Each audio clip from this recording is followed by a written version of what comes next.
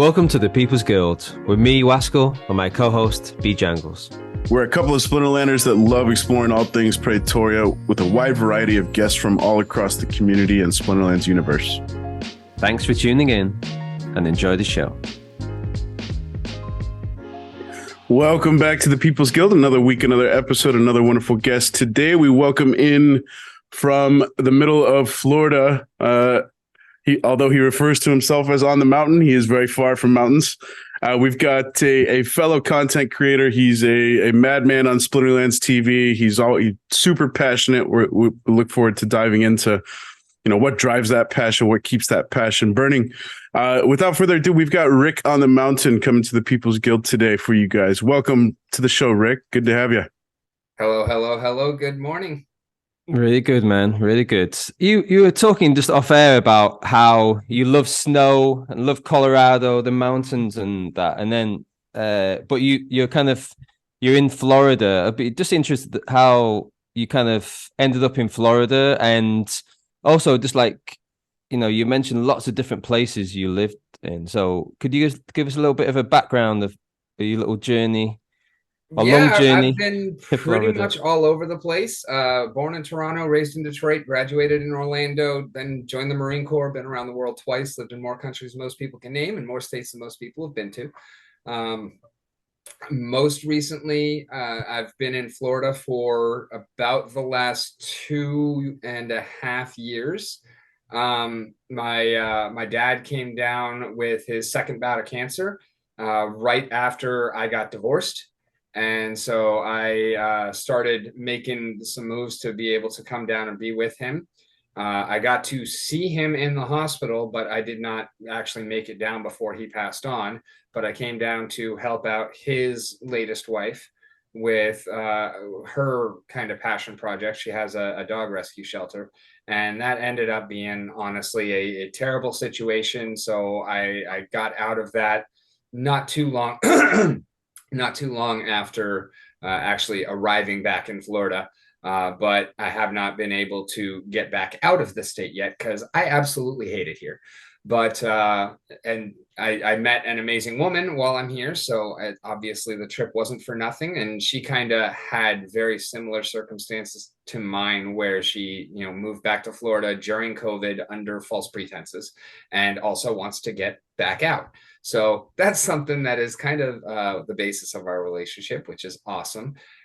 She loves New York, and I guess there are, the Appalachians run through New York. She really wants to be in the city, but I'm like, all right, well, we can go close, but I want mountains.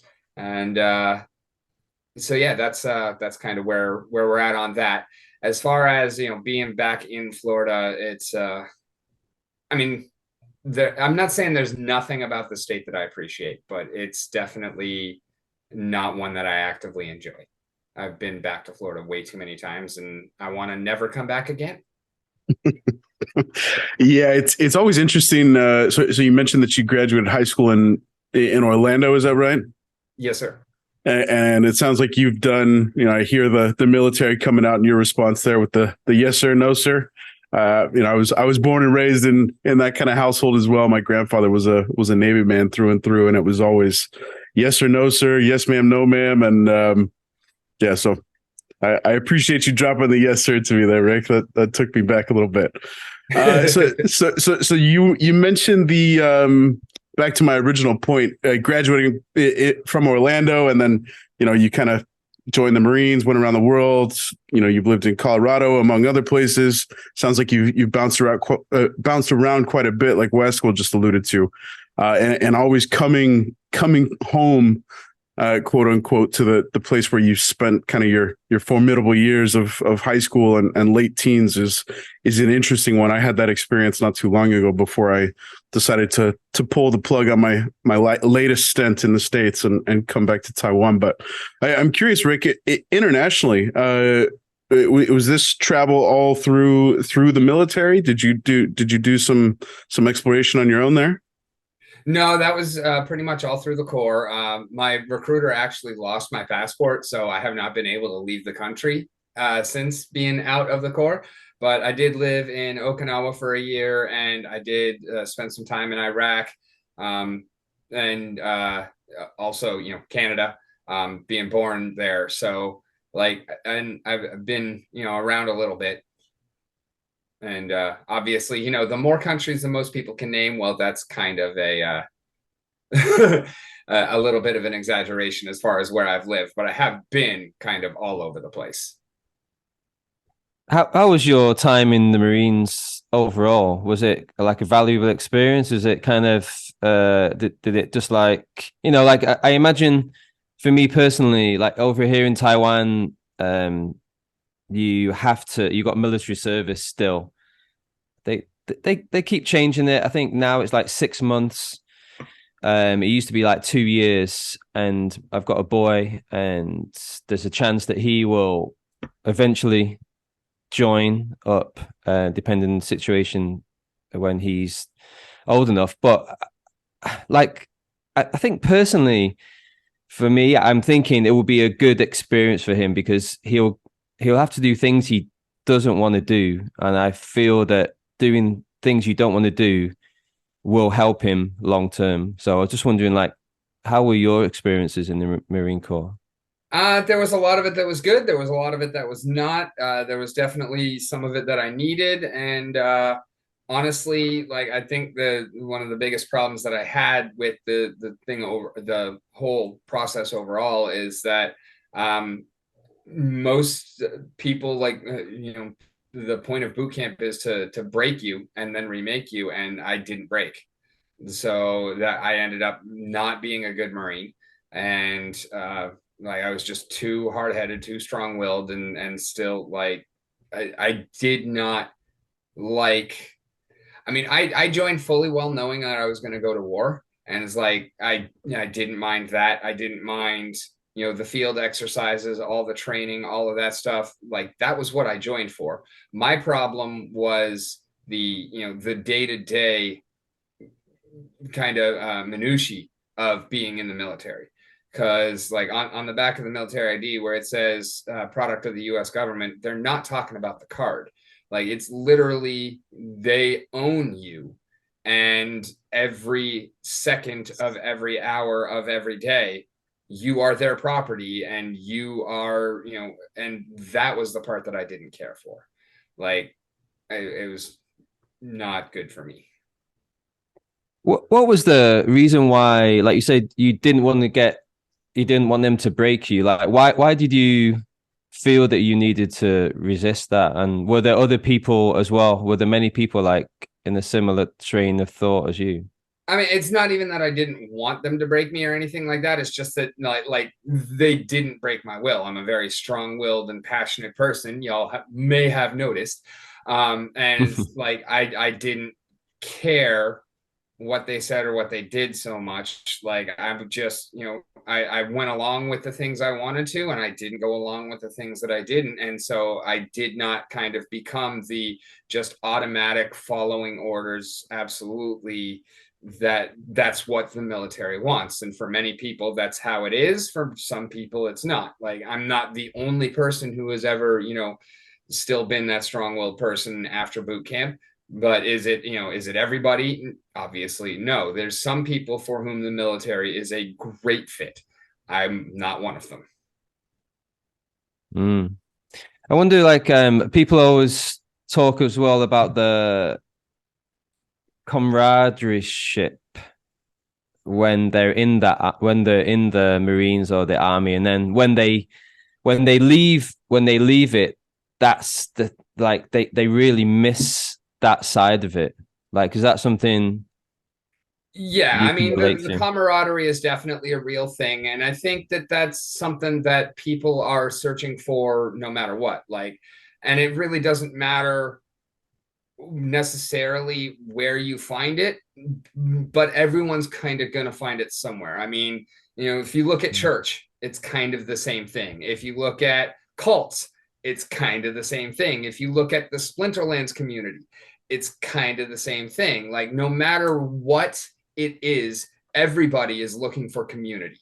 And with the military, it just so happens to be really big and it gets tested really hard, because when you go through like that kind of training or war with somebody, those bonds are just going to be a little bit, stronger than they are necessarily for other people. So that's kind of what I put that down to. There's and both of you guys kind of allude to the camaraderie that exists within military, and Rick, I'm not a military man myself, but I've had quite a few friends that enlisted. My brother enlisted and did a couple of tours in Iraq, Afghanistan, etc.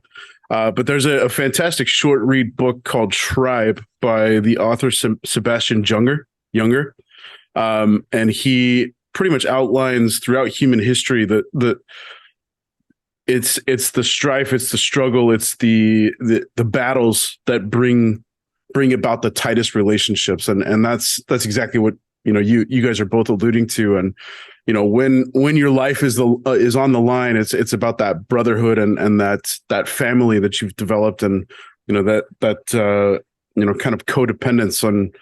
And fascinating read if you haven't checked it out. But appreciate you serving, Rick. So I'm curious, you've got a long and very lengthy gaming resume as well, and I'd kind of like to dive into some of that with you, Rick. So we've got D&D, which I'm aware of, MUDs, which I'm not sure of, Magic the Gathering. I definitely dabbled quite a bit throughout my kind of middle school, high school years. So I'd love to kind of hear you walk us through your history with gaming, Rick, if you could. Yeah, absolutely. I got called the Splinterlands OG a couple of times today on another stream that I joined, and I had to correct him because I'm far from that. I've only been there for like a year and a half. But as far as gaming, some of my earliest memories are gaming. My dad got me D&D Red Box for Christmas back in early 90s.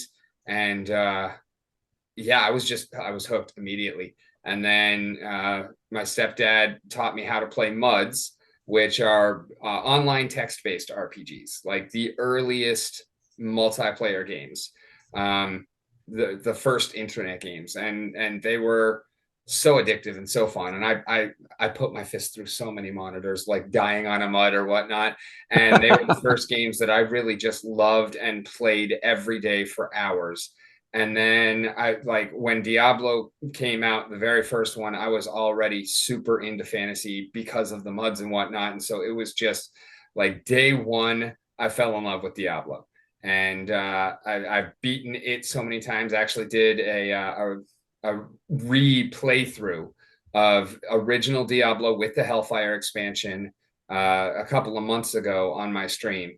And from character creation to Diablo's death, I took like 12 and a half hours, but I did it in a single stream, only like 3 bathroom breaks. And it was so much fun. I even had any audience. I had like 2 people that actually were there for most of it. And I had like 5 unique viewers, but I didn't even care. Like I was having fun and I was streaming it so that I had the record of it. But that was the first game that I really that was my first real video game that I really super got into.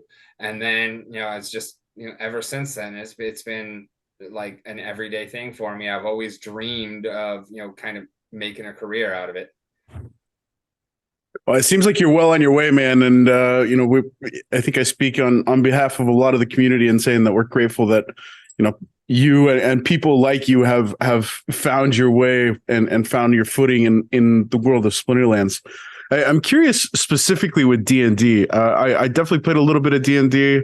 I had some buddies that were diehards. I never went, kind of full Hellfire Club D&D, but was it what's the appeal there for you, Rick? Is it the imagination? Is it the fantasy? Is it the characters? Is it the friendships? Is it all of the above? What's the allure? It's pretty much all of the above, but my favorite part of it is that it's a group of people getting together to tell an epic story. And it's like you got rules to keep things fair, You got dice to keep things interesting. And it really is just a group of friends at the table telling a story together. And I particularly love the DMing side of things. I love the world building aspect. Like that for me is so fun. I literally have a planet that I've been building for over 2 decades. And it's just taken in little bits of everything that I love. And when I say that I started the changes from the ground up on this place, I'm specifically referring to the fact that the planet you live on is a cube. Nice. So you kind of answered my follow-up question there already, Rick, but I was going to say, it sounds like you 100% have the personality to run a fantastic role as dungeon master. And it sounds like that kind of your go-to position absolutely. on the D&D floor? I'm more than happy to play as well. And I love getting involved in a good campaign or a good game. But I've also found that there's a lot of kind of crap DMs out there. And so I will judge one and leave their game relatively quickly. The last 2 DMs I played for were absolutely impeccable. They were amazing. But before that, I've played for a lot of kind of lackluster DMs. And that's kind of why I would honestly rather DM than play 90% of the time, is because I know I'm a good DM. Everyone at my table is going to have a great time. And like, I always kind of approach things and I warn my players that, my approach to DM, and I'm a dungeon master. I'm not a game master. Even if we're not in a dungeon, my job as a DM is to kill your character and make you enjoy it. And it doesn't mean that you're going to die every time. It doesn't mean that somebody's going to die every time, but it means that possibility is never not on the table. Like, I run games where people die, but that's part of the appeal too. Like, if there's really nothing on the line, then there's no drama and the story can't really be epic. I think like you have to do lots of preparation, right? I ran a Dungeons and Dragons. I've got a little class, and we had the summer camp, and I was the DM, and there was a lot of prep involved. It wasn't just like turn up and wing it. Like I said, I've been building this world for more than 2 decades. I have a campaign that I've never actually been able to run through fully because groups always break up and whatnot. But I have a campaign that I've been working on just as long. Like, I have a main villain that you're going to end up facing off with at least 3-4 times. And like the whole organization is built. That I have a 350,000 year backstory, and I have almost a 10 million year future timeline. And we've got like potentially world ending events that are happening, every 150 years or so. Like, it's a place where there's real danger around every turn. On the very first mission, there is a very slim possibility, but it is there. If the players make a lot of bad decisions and have a lot of bad dice rolls and then make even more bad decisions, they could, on the first adventure at level 2, come face to face with a very pissed off, because you just woke it up, adult green dragon. And they will all die. Like, that's a possibility. It's there. It's not the point of the adventure. You have to go way off the beaten path to get there, but it is there to be gotten to. Like, that's the kind of world I run. I love it, man. Oh, go ahead, Wesker. No, sorry, I should have put my hand up. How far have people actually got then through your campaign? A good way. People have gotten to the first face off against the big boss, which it takes some doing to get there, because first you got to figure out who it is and whatnot. There's a lot of side quests. There's a lot of ways to get sidetracked. And I also run a very sandbox world. Like, you don't necessarily have to follow the path I've laid out in front of you. You can do whatever you want, but the path that I've laid out in front of you is going to continue happening whether or not you do anything about it. And it's going to call your attention back to it. And if you stray too far, it might just be that much worse by the time you do. So, and then I have a lot of other events that are not the prime thrust of this campaign. But if you end up, happening on those storylines, okay, well, I've got that working as well already too. And I've got a whole lot of stuff for that the players can find out. But they don't necessarily need to, but it's there. It's Oh definitely man, gonna this around sounds to like find so out much next fun, month. dude. This sounds like so much fun. I want to face off with this green dragon. Um, so Rick, I don't know, so I've been in and out of the States for the last better part of a decade and kind of removed watching from afar. I still have a lot of good buddies that I keep in touch with. But none of my old school D&D buddies still carry that mantle. So I'm curious, is my understanding that D&D has experienced somewhat of a violent resurgence the last few years. I think stuff like Stranger Things, D&D was a big kind of element there. And, I think that sort of stuff, along with some of the 80s heavy metal that, I don't know if you've seen the show, but there's a scene with Master of Puppets. And I think immediately following that I'll be honest, episode.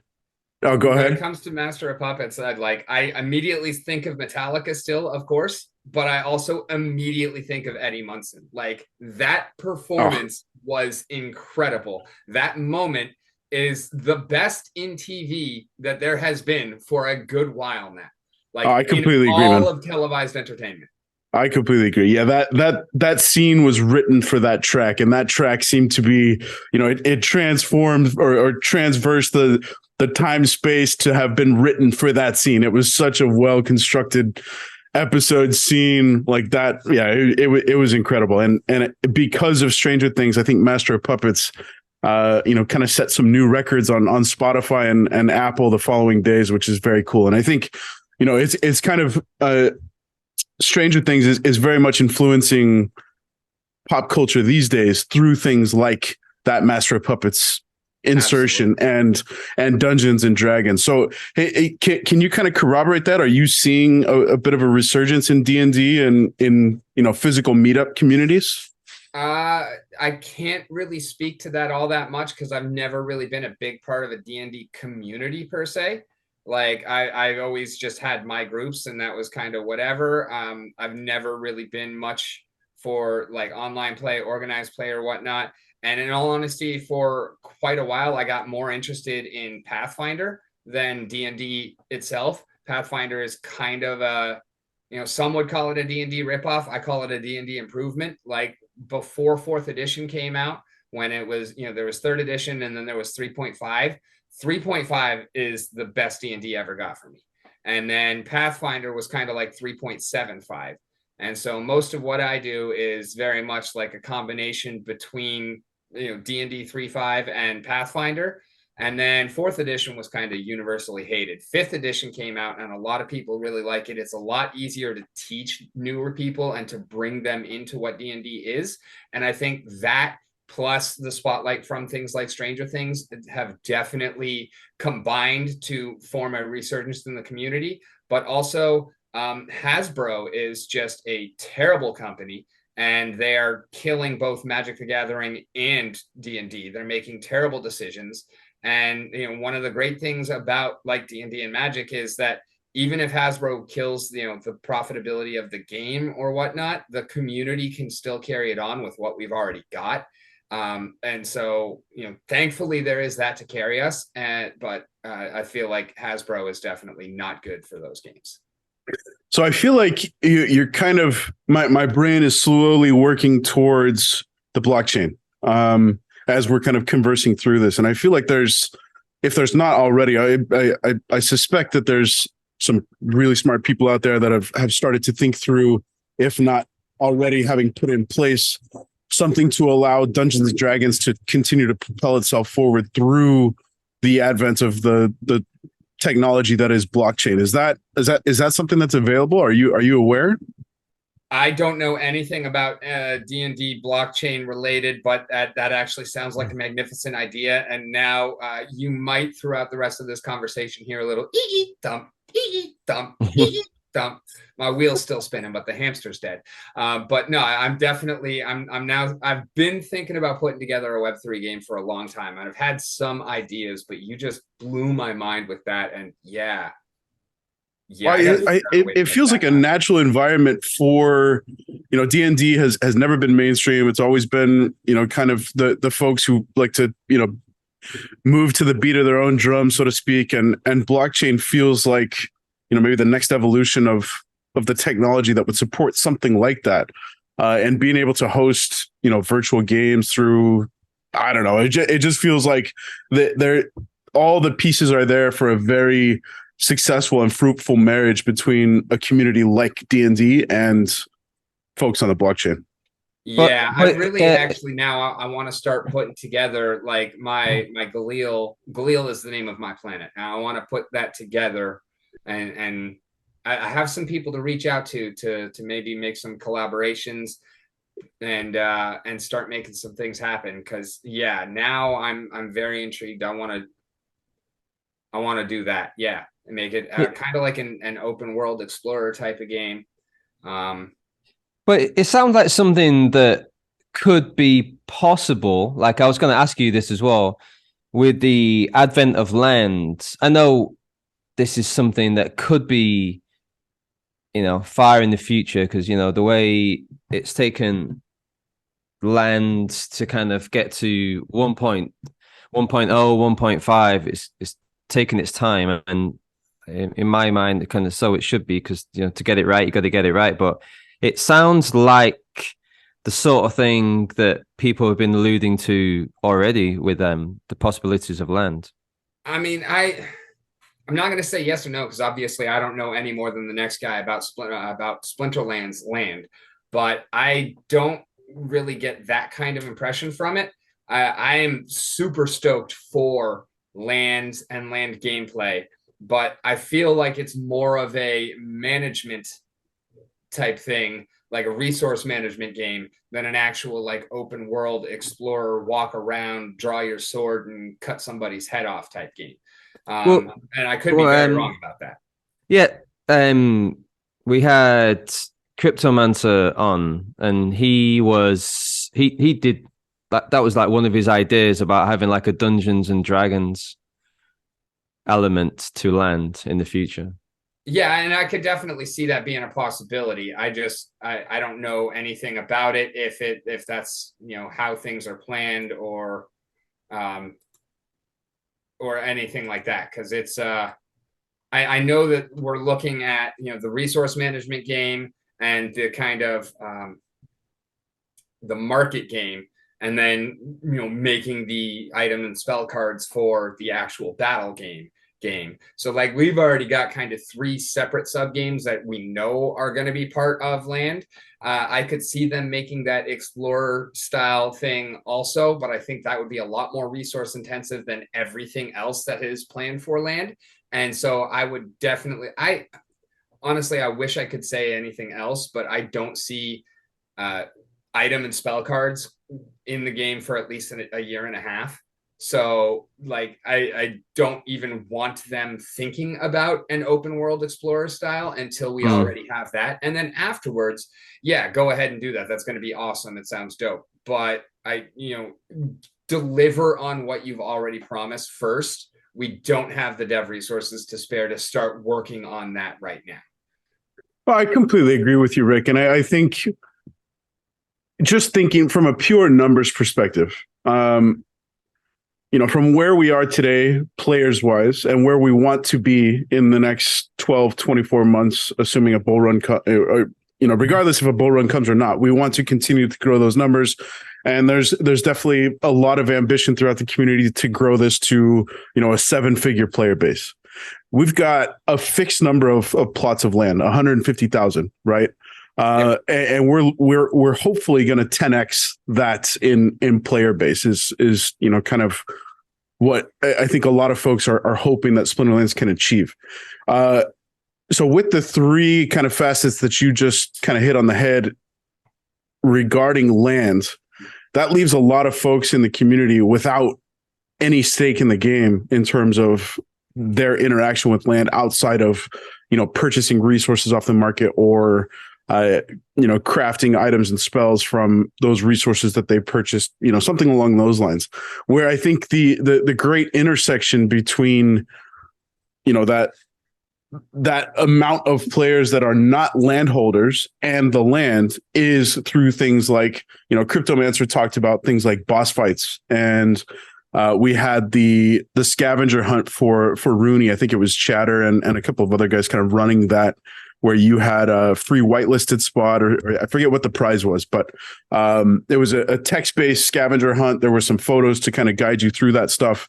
And the idea is to bring elements of both of those things, A being boss fights and B like the scavenger hunt, escape room type appeal to Splinterlands land. And I think it's got to be on the horizon in order to bring in, if we have 1 million players, what are those 850,000 players going to be doing aside from watching the management stream? I mean, that's pretty boring, right?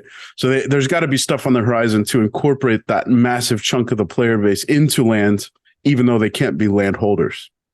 And I mean, that I think that the market side of things, like the trading and trying to profit off of the various prices between the resources and whatnot, that it will be something that anybody with or without land can take part in. The actual crafting of the items and spells cards, I think that is going to be, you're going to have land for that, because that's going to require specific buildings on plots. I think that's already been said by the team. So I don't think that, without land, you're going to be able to take part in that. But I think that the items and spells within the actual card game, that is going to be huge. And I think that that's going to be another spot where, even players without land can still try and hop in and profit off the market with those, just like with, regular monster and summoner cards. I feel like, I am one of those without land. So I know that the majority of players don't have land and aren't going to be able to take advantage of a lot of that added gameplay.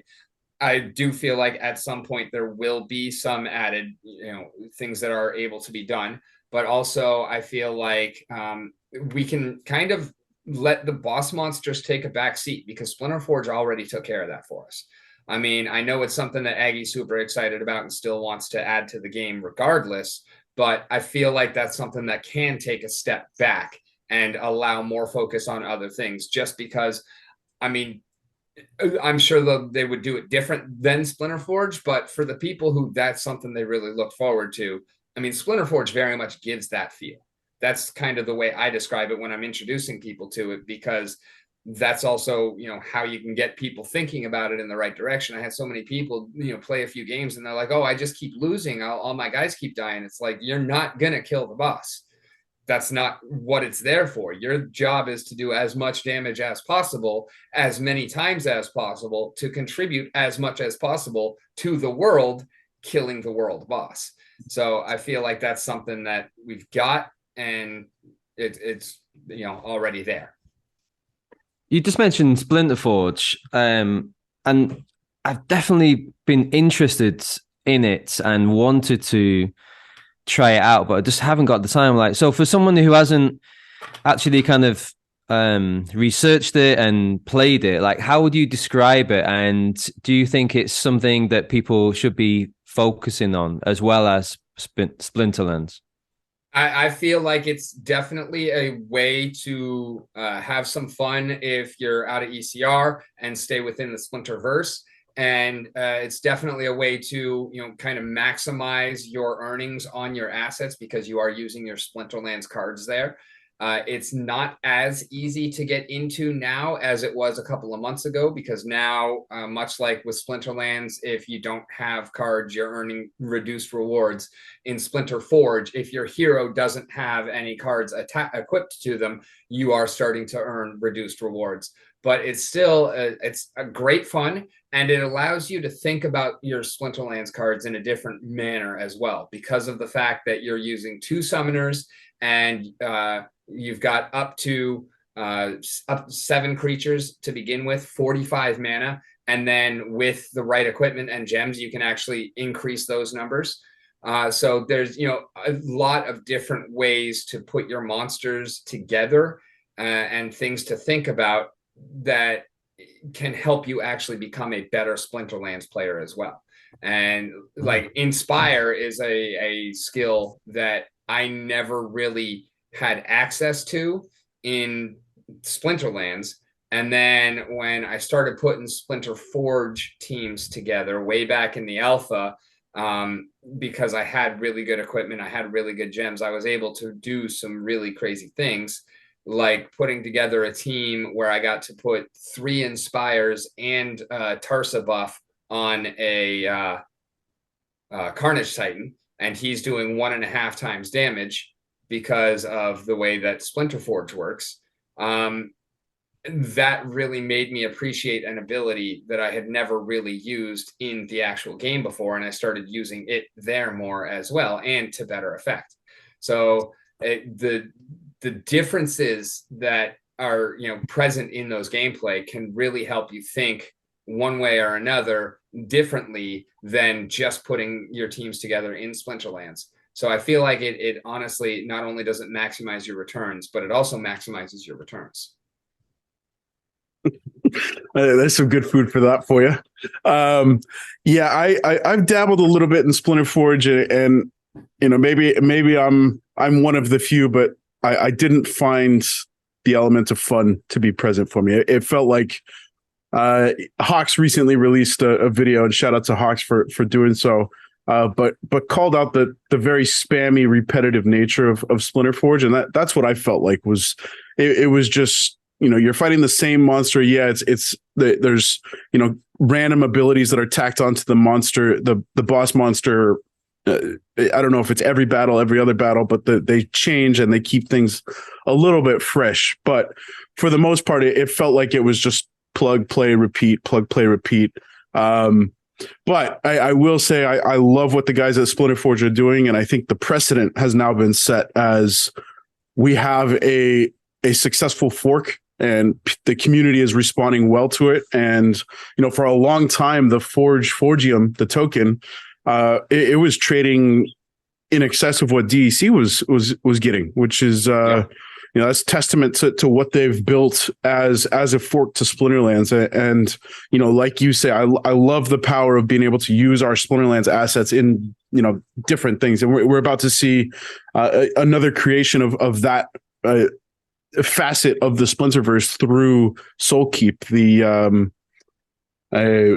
I'm so excited for Tower Defense. What's the Tower Defense? Yes, Tower Defense game. So we're on the cusp of having 3 different games that allow for Splinterlands assets to bring additional value to you as a player, as an asset holder. And that's what really excites me about Splinterforge. I realize I might be, like I said, one of the few in saying that Splinterforge wasn't necessarily for me, and I'd love to see where that game goes. I'd love to get interested into it because I have those moments where my ECR, I'm trying to preserve that for once you get the RP share bonus with the boosted arena or whatever that is, and being able to put those cards to use in other ways, a la Splinterforge or Tower Defense. But I just want to say what excites me the most about that is the precedent of the fork that has been set, and I'm curious.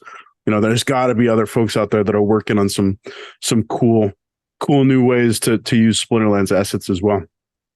I don't know of any, but I'm 100% certain that there are other members of the community that are working on really cool things that are just still under wraps. Like that there's no way that a group of people this inventive and having that kind of permission are not seeking to use it somehow. And plus, we've got such a great variety of cards, but it does make me laugh. You pointed that out, and yet we've still got people saying there's too many cards. There's not enough cards. We keep being told this. There's not enough cards for land, let alone land and Tower Defense, and you having the added utility between Splinterlands battles and Splinterforge battles. Look what happened to the price of renting a level 1 kitty. As soon as tell us what happened. Went live. Oh, it went it's almost as expensive to rent a level 1 kitty as a level 3 kitty. Because in Splinterforge, the level of your summoners doesn't matter. Any level 1 will play diamond just as well as it'll play bronze. And so, kitty is super OP in Splinterforge, because not only does she have that speed buff when they're so fast, also that true strike, they're so fast Like, and it's just absolutely insane. The fact that she works exactly as well at level 1. I literally watched when Splinter Forge went live the day before. Kitty was like less than 40 DEC per day for a single BCX. The day after, she was almost 200. Yeah, you like, and you mentioned as well, Ben, just the utility that is being brought to these cards. I'm just loving it, man. Just like with the Rooney as well, like Gold Matters dropped something in Twitter the other day saying it's the most utility rich card in the world. And I was just wondering, is like, I know you used to play Magic the Gathering. Like, was that one of the things that appealed to you about Splinterlands? Like, you played this game. I don't know how long you've been playing Magic the Gathering for, but you must have invested a little bit of money in it. And now we are able to invest the same amount of money, but we're getting things back from it. Am I right? Is that one of the things that like made the penny Yes drop and for no, you? because like I've definitely gotten things back from Magic. That is one of the things that I loved about paper Magic, and I've been playing for a long time, but I've also quit the game and sold everything 5 times. And like the first time I did that, everything included a full set of alpha, including all of the power, all of the duels. Like I've been playing since early beta. 1994 is when I started. And I had all the old stuff and I've sold everything 5 times. And in fact, not too long ago, I sold like a little over 15,000 cards. All of my bulk, like I kept all of my decks this time around, but I had to pay rent and I hadn't been able to play paper Magic in so long that I just went ahead and sold off everything that wasn't in a deck. And I got a terrible deal on it, but that's kind of how things work when you're selling to a shop, unfortunately. I was just going to ask, does it maintain its value? But you just answered that. Well, okay, as far as the cards themselves, that's a yes and no thing. The ones that maintain value, yes, they maintain value, and they tend to go up in value very greatly. But as far as like if you're opening packs, no, chances are you are losing money, and that's true in any kind of pack opening game. Just like in Splinterlands, same thing with Magic, only worse. Like there are not many cards that actually end up being worth more than $1. But if it's worth more than 5, the gap between 5 and 50 is really small, and the gap between 50 and 500 is really small. Like the cards that rise to the top, they really rise to the top.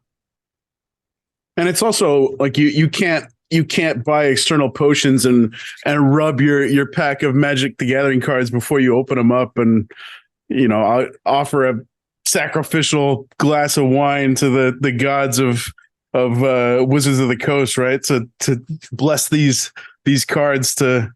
I mean, you can still have your rituals, not really physical interaction, but you can definitely, like, I had my ritual. Y'all have seen it, I'm sure. If you ever tuned into my stream and seen me open a pack of Chaos Legion, like, it's the same thing every time. What's your ritual for the people that? So I will, I'll click on the pack and I will drag it in a circle around the mana well. And then I will go down through the pack on the far right. And then is that clockwise or counterclockwise, Rick? Clockwise. And then so it's like up and around in a circle, and then down through the pack on the far right, and then back up through the second pack where the Gladius spot is now, and around it again, and then down, and then up through the middle and around it again. And the entire time that I'm doing all of that, because I'm doing it fairly slowly, I'm saying, all right, now everyone close your eyes and imagine with me. We see the blue and purple back of the card, and the mouse cursor hovers over it, and it turns yellow and it starts shaking, and then we flip it over, and the first thing that we see is that big, beautiful dragon eye, not quite dead center on the card, just a little below that. And then we see the Q, and of course the obligatory U, and then the Roman numeral 9 after that for some stupid reason. And we see the -1 to the speed and the -1 to the archery. And then we see that 4 in the upper right-hand corner. And we see the Nightcrawler hanging upside down from the ceiling with his funny looking Cheshire Cat grin and his finger outstretched and the dagger floating by the end of it. And then, as we do in fact realize that this is indeed Quix the Devious, we collectively gasp as their screen flashes. Oh, it's a hardy stonefish. I never opened a gold Quix. I've only ever opened one gold foil legendary. It was when I was opening packs for Demore, and it was a River Hellendale. But I did win a gold Quix from the Splinterlands TV raffles for FOMO Fed, like for the streamers. Nice. So I have one of 3 that I have. I've won that one, and then I bought 2 others. When I was trying to build up Adelaide, I just said F it and bought a gold one. And then that gold River Hellendale that I opened for Demore, I bought off of him. I was like, I'll happily use my potions to open your packs for you, and I'm not going to ask for anything except when this happens, I 100% guarantee I'm going to open a gold foil legendary for you, and I want a guaranteed right to buy it.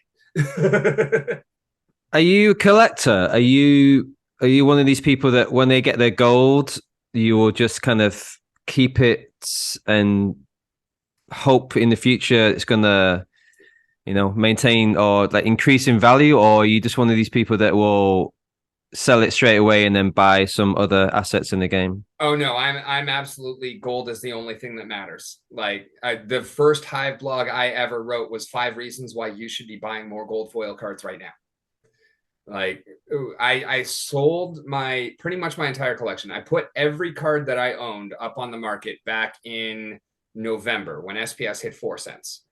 I sold all of my cards because I was starting to push into Diamond, and I was starting to get crushed and lose too many rewards because of being in Diamond. And I had a long thought about it, and I realized it was going to cost me about 3 to 4 times what I'd already put in to try and get my deck to be competitive in Diamond, because I was playing only golds. The only cards I've ever bought aside from legendaries have been gold foil, because I believe in that extra 10%.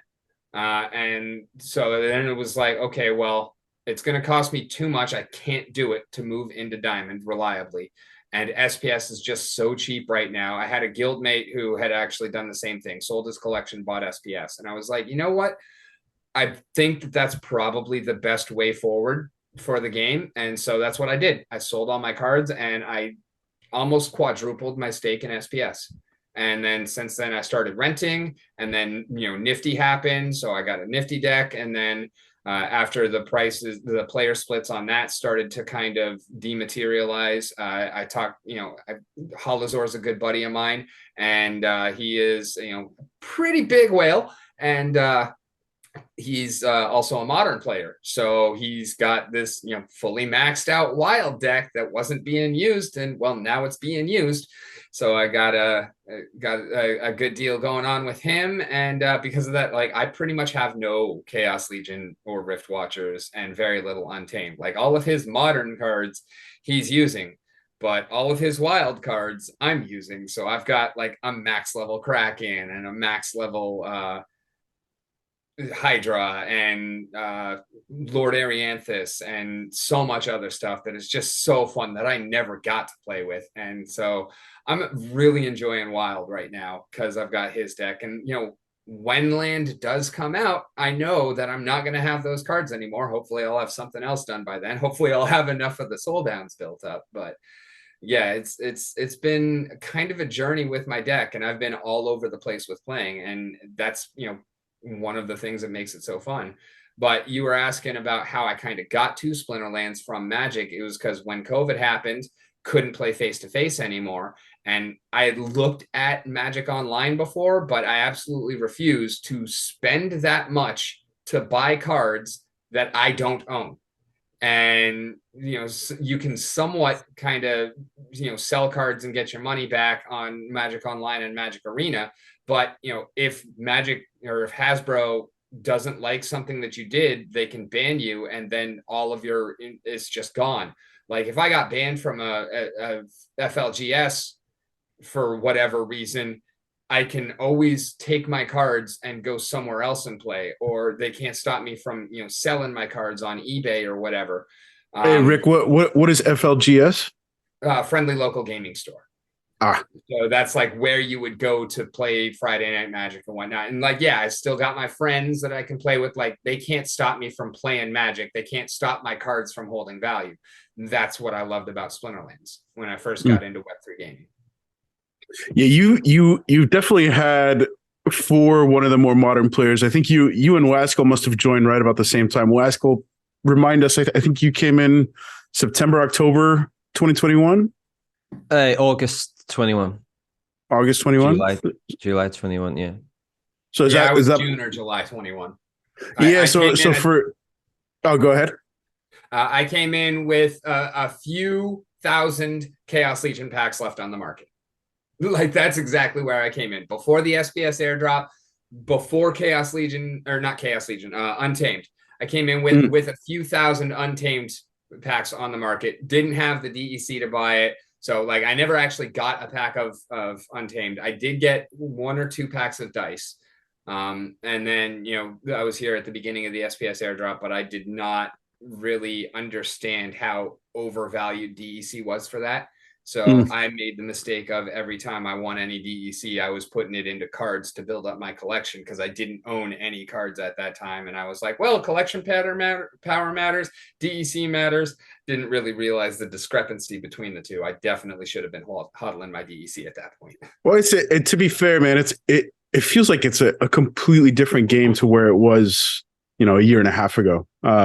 Even thinking back a year ago, the amount of evolution that the game has gone through in the last 12 months is just, it feels like it was a lifetime ago that I was facing the Lord Arianthus and the gelatinous cube and those bloody cards I do not miss in the slightest. But it's interesting that you guys both joined about the same time, give or take a couple of months. But you've 100% taken the route of Wild, at least for the time being. And Waskell, you're a modern purist. I don't think you ever dabble with Wild at this point. Not really, no. Yeah, and it's interesting hearing you coming in as a modern era player, Rick, but going the complete opposite route. And I wonder, have you struck an agreement with your buddy Holizor for once Untamed goes the way of the Wild, assuming that land is not available at that point? Yeah, I get all of his Untamed as soon as it rotates. Like, boy. Like, he's just been increasing my deck along the line. Like, he'll upgrade a bunch of his modern cards to gold foil and then just delegate me the regular foil. And so like, it's just been kind of increasing over time. And the payment schedule is staying the same, because I'm kind of doing like a nifty split with him. And so the more cards he gives me, the better I do, the more I'm paying him, because it's a split. So it's working out really well for both of us. And I think the reason that I'm a Wild player is because even in Magic, like, I learned my lesson about rotations and how much I hate them and how much I hate changing my deck every couple of years. So I've been a modern player in Magic for a long time. I want to be a legacy player, but I can't afford to put one of those decks together. I want to be a vintage player. Like, I like the old cards. They maintain value a whole lot better. And honestly, I like not having a rotating format. I like being able to just add cards to my deck and not have to replace my deck. Yeah. I mentioned I don't dabble in Wild, but I do foresee kind of like what you are saying as well. Like, I invested a lot in Chaos Legion, and I just can't see myself reinvesting the same amount. Well, definitely, I can't reinvest the same amount in Rebellion, for example. And I do, it's quite funny, I play Modern, but I do all my brawls in Wild. So I am familiar with Wild. But I was going to ask you, you mentioned about the 5 reasons to have gold cards. Do you remember what they are?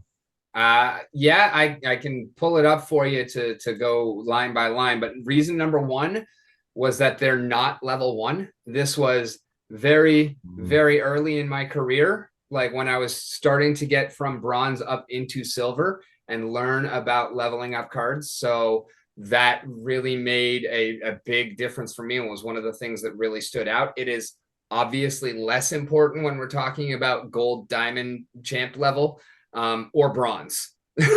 But when you're working your way into silver and levels are starting to really matter, that was pretty huge for me. And then there's also the fact that the biggest one for me personally was the 10% bonus. The fact that you can buy this card or you can buy the other version of this card, and one of these is going to literally pay for itself over the course of your career, and the other one will not. It has no kind of bonuses to that. So they're going to win just the same amount regardless.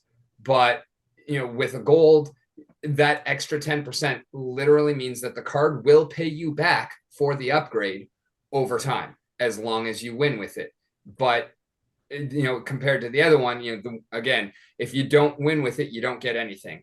But when you do, that extra 10% is just an extra 10%. And of course, this was way before we even got to like this new RP system where you're earning X number of points towards a chest. Back when it was just DEC per battle, and your wins didn't matter for your daily quest because it was just win 5 with this splinter or whatever. Even with all of that, like, it was still worthwhile. And then they've only gotten better with time, as now they're actually adding to your rewards in addition to just the tokens that you're earning per battle. All posts. Here we go. And then when did you write this article? It sounds like you were looking into a serious crystal ball there, because gold foils, you're absolutely right, gold foils have only increased in their inherent value through that 10% being tacked on across the board, whether it's your R shares, your season shares, your SPS, your I guess that would be about it. But I wish I'd come across this article sooner and had the foresight February to buy 4th, 2022. February 4th, so a year plus ago. Yeah. And reason number 5, they're not level 1. Reason number 4, better CP ratio. Again, getting up into silver, and that 15,000. The only time where the card power has ever actually felt like a gate to me was moving into silver for the first time. So the 15,000, step 3 was smaller distribution, because obviously, smaller distribution means better price action over time. Number 2 was gold only tournaments and guild brawls. And number 1 was DEC rewards. Nicely done, man. Yeah. All of those things have I would argue, have only increased in terms of the weight behind your argument. I feel like each of those are even more valid today than they were when you wrote that article. Maybe not number 4. The CP matters a lot less, right. especially since they're going to get rid of that as the league gate. But in all honesty, I've been thinking about a new article, and I'll give y'all some hot take on it, that because I haven't even mentioned it yet. But I kind of feel like we should get rid of gates on the leagues to begin with. Like, I don't think that SPS necessarily is going to matter for anything for the gates either. I think that we should gate rewards by SPS, not league. Can you expand on that? Like, I feel like it should be a sliding tier of the percentage on your rewards, like was outlined in the white paper for SPS. Maybe those numbers could be different, but I feel like that is really the best way to go about things, to kind of improve the economy of the game, the viability of SPS, and really just allow. And I understand the purpose of the gates, and I understand that the ratings inflation right now is part of the reason why they exist. And I'm not on kind of the same boat as Aftersound and Bulldog with the ratings inflation. They're really kind of more hype about it, and I understand, because I think that matters a lot more when you are, champion level and high diamond. For someone who starts most seasons gold and finishes low diamond, that's less of a big deal to me. And all honesty, is kind of something that I depend on, because I'll also admit that I'm not the greatest of all players. Like I don't have an insane record, and I tend to get my butt whooped, especially in tournaments and whatnot. Like, my strength in Splinterlands is not play. My strength in pretty much any game is research. Like, I look into things, I learn, and I can teach. That's really why I'm a good content creator, because I'm good at getting my point across and providing a different way to look at things. I'm not so much the best player, and never really have been at anything. I can teach anybody to be better at anything than I am, as long as I know how to do it. The old adage is if you can't do, teach, right? And if you can't teach Jim.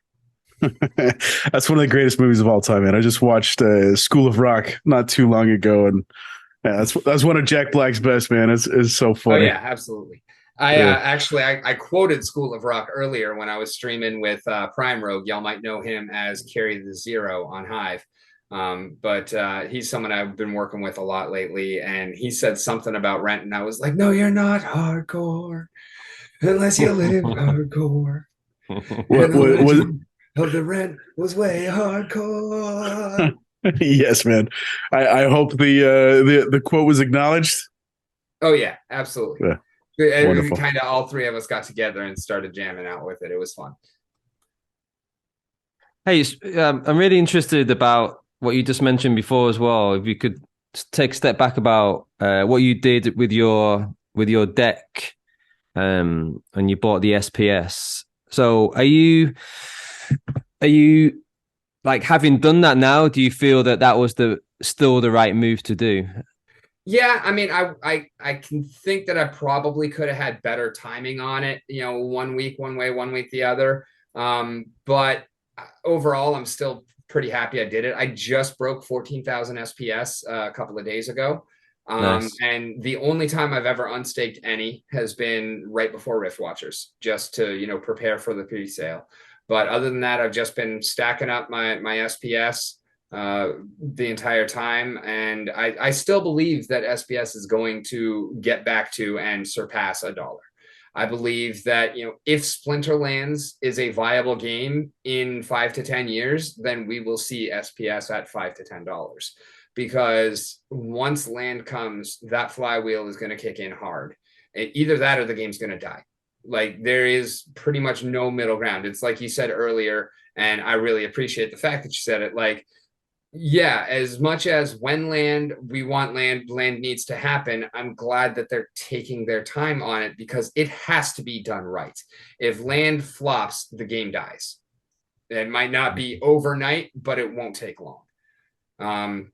So there's a lot riding on it, and they do need to take their time and get it right, but they also need to be focusing on it and not doing as much other stuff.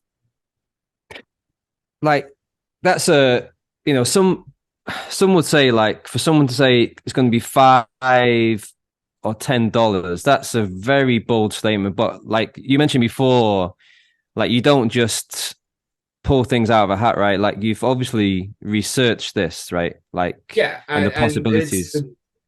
I'm talking about, if the game is still around in 5 to 10 years, then we're probably looking at a significantly larger player base. We're looking at a lot more DEC being burned. And I'm also, especially like with this DEC fee, 1 DEC per transaction for listing, I love it. I've been calling for something like that for a long time. I wouldn't necessarily have gone with 1 DEC. I feel like I would have rathered to see a percentage, but we've been needing to do that for a long time. I was actually calling for an additional 0.5% fee of every transaction to be burned. Like, I feel like that would have done just as well as the 1 DEC. And I feel like that would have been fairer to, smaller players. But also, I can understand why they did the whole DEC, because that kind of specifically targets the 0.01 DEC rentals, which is a lot of the bot farm fodder as well. So I feel like it is an attempt to kind of shoot for another problem while also, tackling that one of just way too much DEC. And I haven't been a big fan of a lot of the other ways they've tried to tackle DEC. Like DECB was a dumpster fire and should never have passed. But I'm hoping that they learned their lesson from the fact that it's not selling out, which is absolutely incredible to me. And I'm hoping we're not going to see another issuance of DECB. But the fee on the transactions is exactly the way that we need to be going to get rid of this DEC and start actually engaging that flywheel. All of these massive one-time burns are not going to get us any significant price appreciation on DEC because there's just, profit takers waiting to sell into it. What we need is that sustained, small, but consistent pressure of burning on every transaction. And that's exactly why land is going to help. And that one DEC fee is also going to help. And we've got a lot to burn through. We've got over 6 billion DEC. So we're not going to see significant appreciation quickly.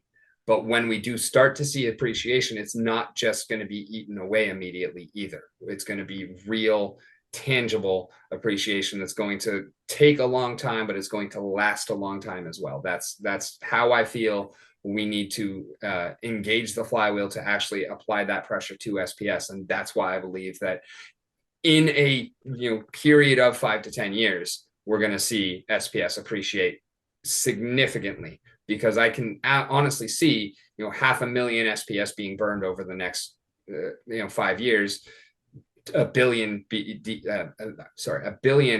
or 500 million to 1 billion SPS over the next 5 years. As granted, we are going to see even more supply over that point, but when that faucet cuts off and there is no more supply of SPS, I see things increasing drastically once that happens. Kind of like, people are thinking that when the Chaos Legion completely goes away, finally gets burned or sells out, whichever happens first. Like we know we're less than a week and a half away from no more packs in the store, regardless of exactly what happens to the last few. So I don't think we're necessarily going to see Chaos Legion packs appreciate immediately, but we're definitely going to see Chaos Legion packs appreciate. Probably slowly for a while, and then maybe more quickly after that. As more and more of them get opened, they become scarcer and scarcer. And again, people are saying that there's not enough cards and that there were too many Chaos Legion cards. Like, there's, even if we had never burned a single pack, there's still not enough cards, including all of Chaos Legion, just to satisfy land. So, let alone the game and having decks, let alone Splinter Forge, let alone staking for tower defense, there are still not enough cards to just satisfy all of land with max level.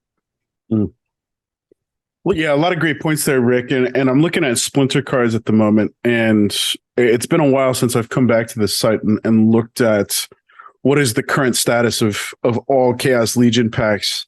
And we're right about 60% open, which means there's 16 or so percent that has been burned, and less than 25% that remains circulating and not yet opened. So it's going to be really interesting to watch how that statistic changes once all of the packs are off the store shelves. Obviously, they're going to be available on third-party markets and the non-card market and Hive Engine, yada yada, for the foreseeable future. But as soon as Chaos Legion is no longer available for 4,000 DEC, have you given some consideration to what is that going to do, A, to DEC, and B, what is that going to do to Chaos Legion card prices? What do you reckon? The DEC aspects of things I had not put too much thought into. That's a solid question there. That could definitely provide some downward pressure as there is less utility for it. But I could definitely see, again, the kind of slow appreciation. I don't think like overnight Chaos Legion doubles in price, but I do think that we see a not insignificant increase in price. Maybe not on the commons so much, but I mean we've already seen the commons double. So I feel like it is just a matter of time. We're going to see that slow increase in price over time, and there may be some jumps here and there. I'm not trying to call anything like down to the day or whatnot, but cards appreciate over time, even the ones that are less desirable, especially in a system like Splinterlands where they become scarcer over time as they get combined. I mean, even in Magic, things get more and more scarce over time because cards get destroyed or whatever. But yeah, with the intensely deflationary nature of cards in Splinterlands, I definitely think that we do see appreciation over time. Mm. And what do you think about so DEC has long been hailed as product backed stablecoin. So dollar for 1,000 DEC is the peg we're shooting for. That was exactly the balance that was presented through Chaos Legion packs. You buy for credits, it's $4 USD. You buy for DEC, it's 4,000, which should equate to 4,000 credits. Therefore, $4 USD.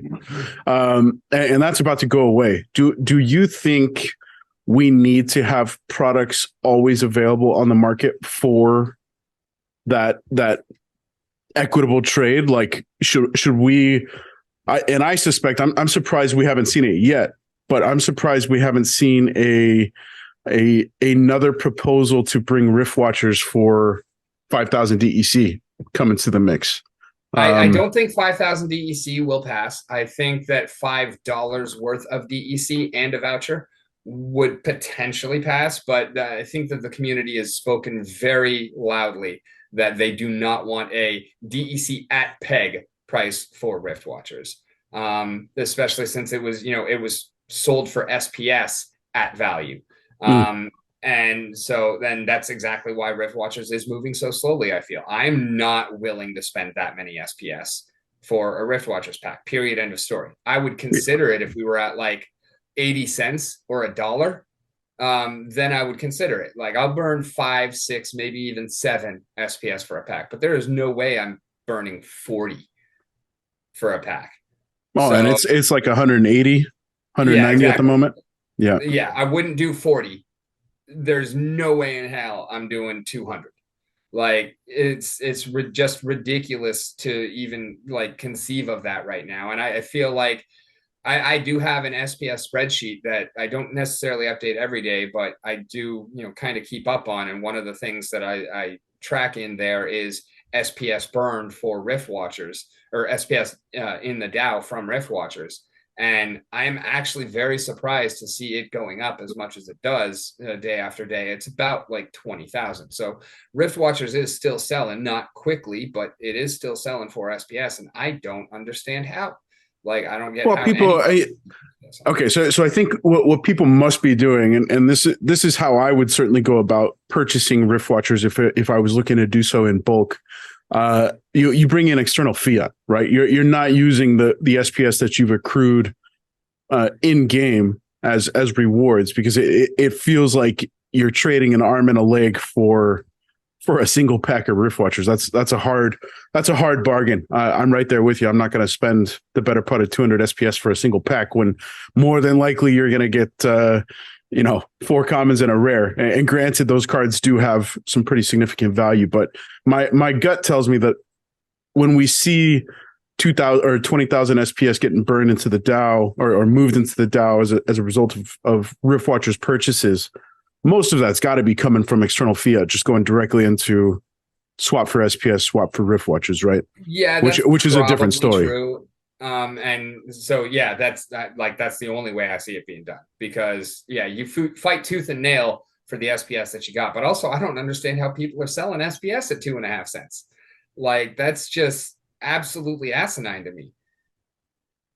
I mean, is it possible that we go down further? Could we see 1 penny SPS? I don't honestly think so, but I can't rule it out. But like I said, I definitely absolutely see SPS over $1 and possibly 5 to 10 within 5 to 10 years. Like 2.5 cents is back the truck up territory. Like if I had a truck, I would have sold it to buy SPS. Like that's the territory I'm in. Like there's no way that I would even consider selling at this point. Like I can't even say that because honestly, I have like put some into Swap Hive just to match with the SPS that I have to put it into the LP, but I'm only doing that to earn more SPS, and it's never much. It's like maybe 8 to 10.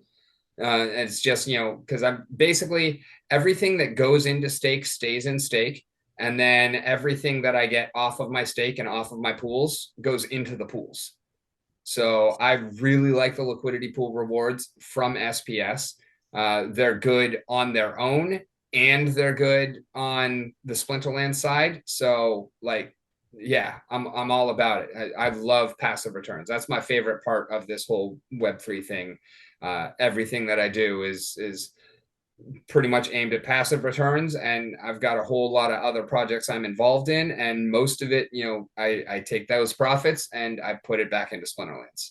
So are you, when you receive these rewards, do you look at it as the current value, or are you just it feels like you're thinking down the line, right? It's future value. I look at it as SPS. I don't even think about it in terms of dollars or cents. Like it's all SPS is the be all and end all of Web3 as far as I'm concerned. Like I've got a little bit of other crypto elsewhere and whatnot, but in all honesty, like none of it offers the returns that I see from SPS. So SPS is definitely my retirement fund.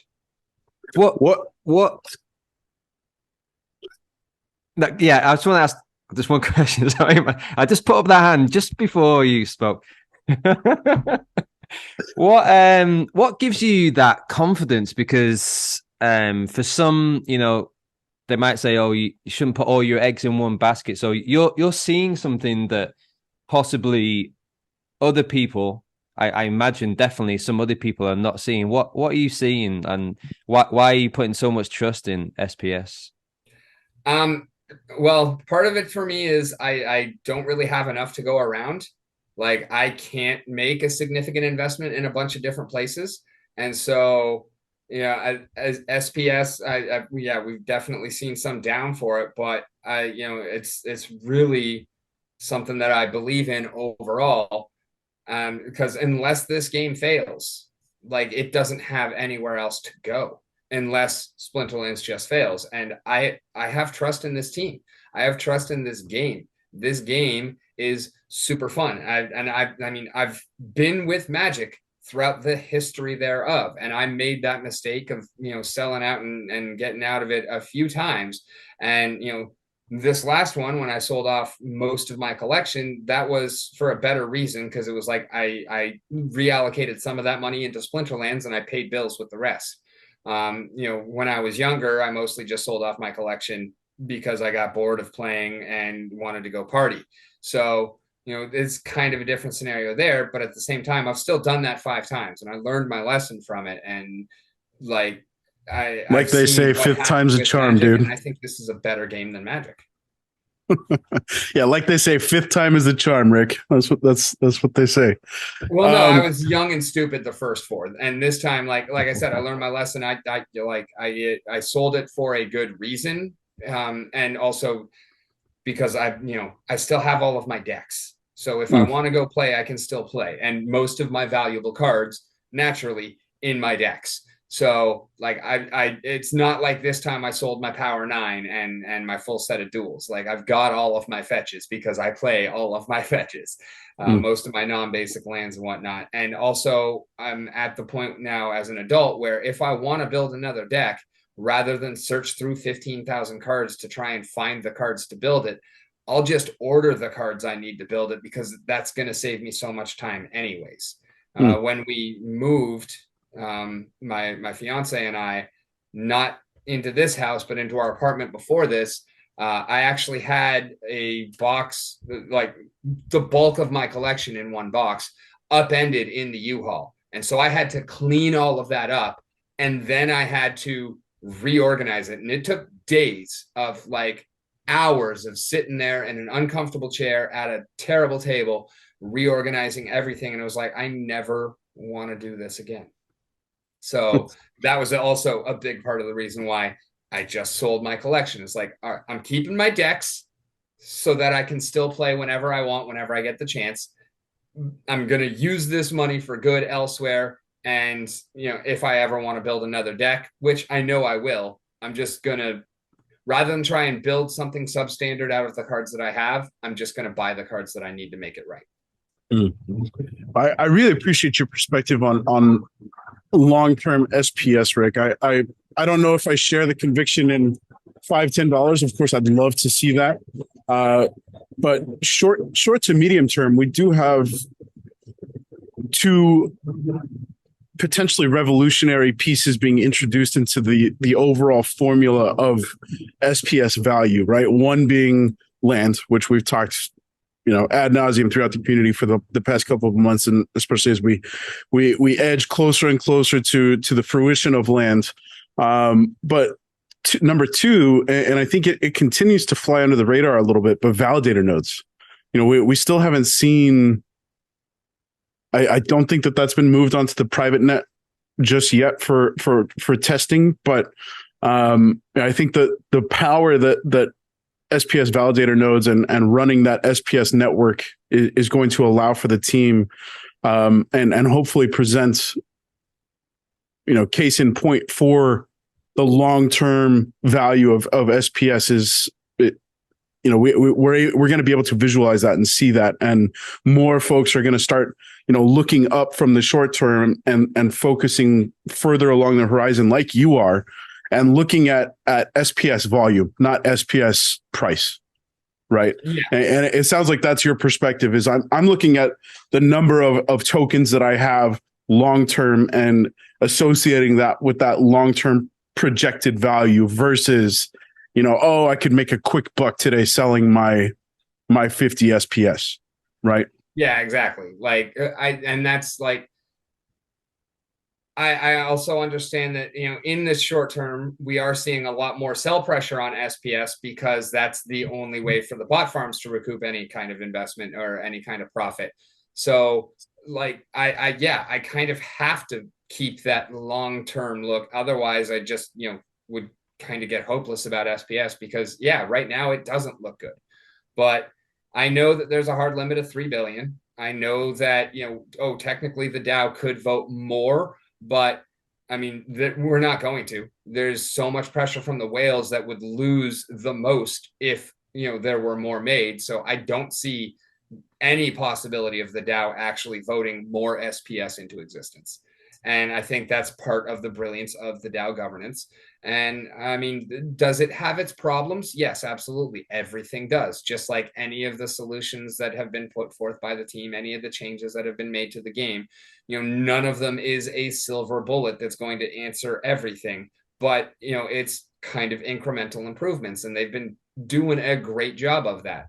And I have been very outspoken against some things, like DECB. I feel like inflating the pool of 6.5 billion DECB or DEC by another at least 1 billion DECB is a step in the wrong direction. I understand that it does make the tokenomics on DECB look better immediately, but it's kind of smoke and mirrors because there's less DEC, but there's more DECB than was burned for than DEC was burned for, especially with there being vouchers involved in it. And I mean, I would have voted against it even if there had been no vouchers in it. I voted against it and was very outspoken against them being tradable. I'm so glad that got fixed. The problem would be so much worse with it. But I mean, I was very outspoken. I have a very detailed spreadsheet that I can still update very easily that shows, what the effects of DECB actually are. And, unfortunately it did pass, but hopefully we won't see it again. One of the things that you are doing at the moment is the Twitch. So your Twitch channel. So you started January 22, yep. right? So And you mentioned on there that like the reason why you do is like you want to improve your performance and the profitability, and you want to help others do that as well. So for those people who haven't watched your streams yet, how do you go about doing that? Like what's the format for your streams? I don't particularly have a necessarily set format on my own live streams. I'm involved in, like I said, a lot of projects, so I'm hopping around all the time. I normally start off each stream by like going through a list of faucets, collecting a bunch of things that are either daily or hourly or whatnot.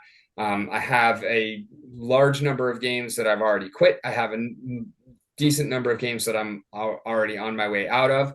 But on most of the games that I've played, there are a couple exceptions, but I've turned a profit on most of them, and I've brought that profit into Splinterlands on most of them because I don't have all that much money to actually put into Splinterlands. So most of what I've built has been Web3. And then especially since November, I lost my last job in November, and I decided to pretty much go full-time content to give it a shot and see how that would work. And so for the last few months, I have had to sell off a bunch of assets each month to cover rent and whatnot because I really didn't have any savings. But I have found a little bit of kind of side work and whatnot, and I'm getting to the point now where I can mostly actually make things work. I still need to come up with a little bit more income to be able to start actually putting anything back into Splinterlands in terms of fiat. But like I most of the things that I do on Wax, I send that Wax over to a Hive and then use it either in Splinterlands or in Hive liquidity pools. Like pretty much all of my forge that I'm earning from Splinter Forge is going into liquidity pools and will eventually, like, some of it will go back into Forge because I need some more equipment there.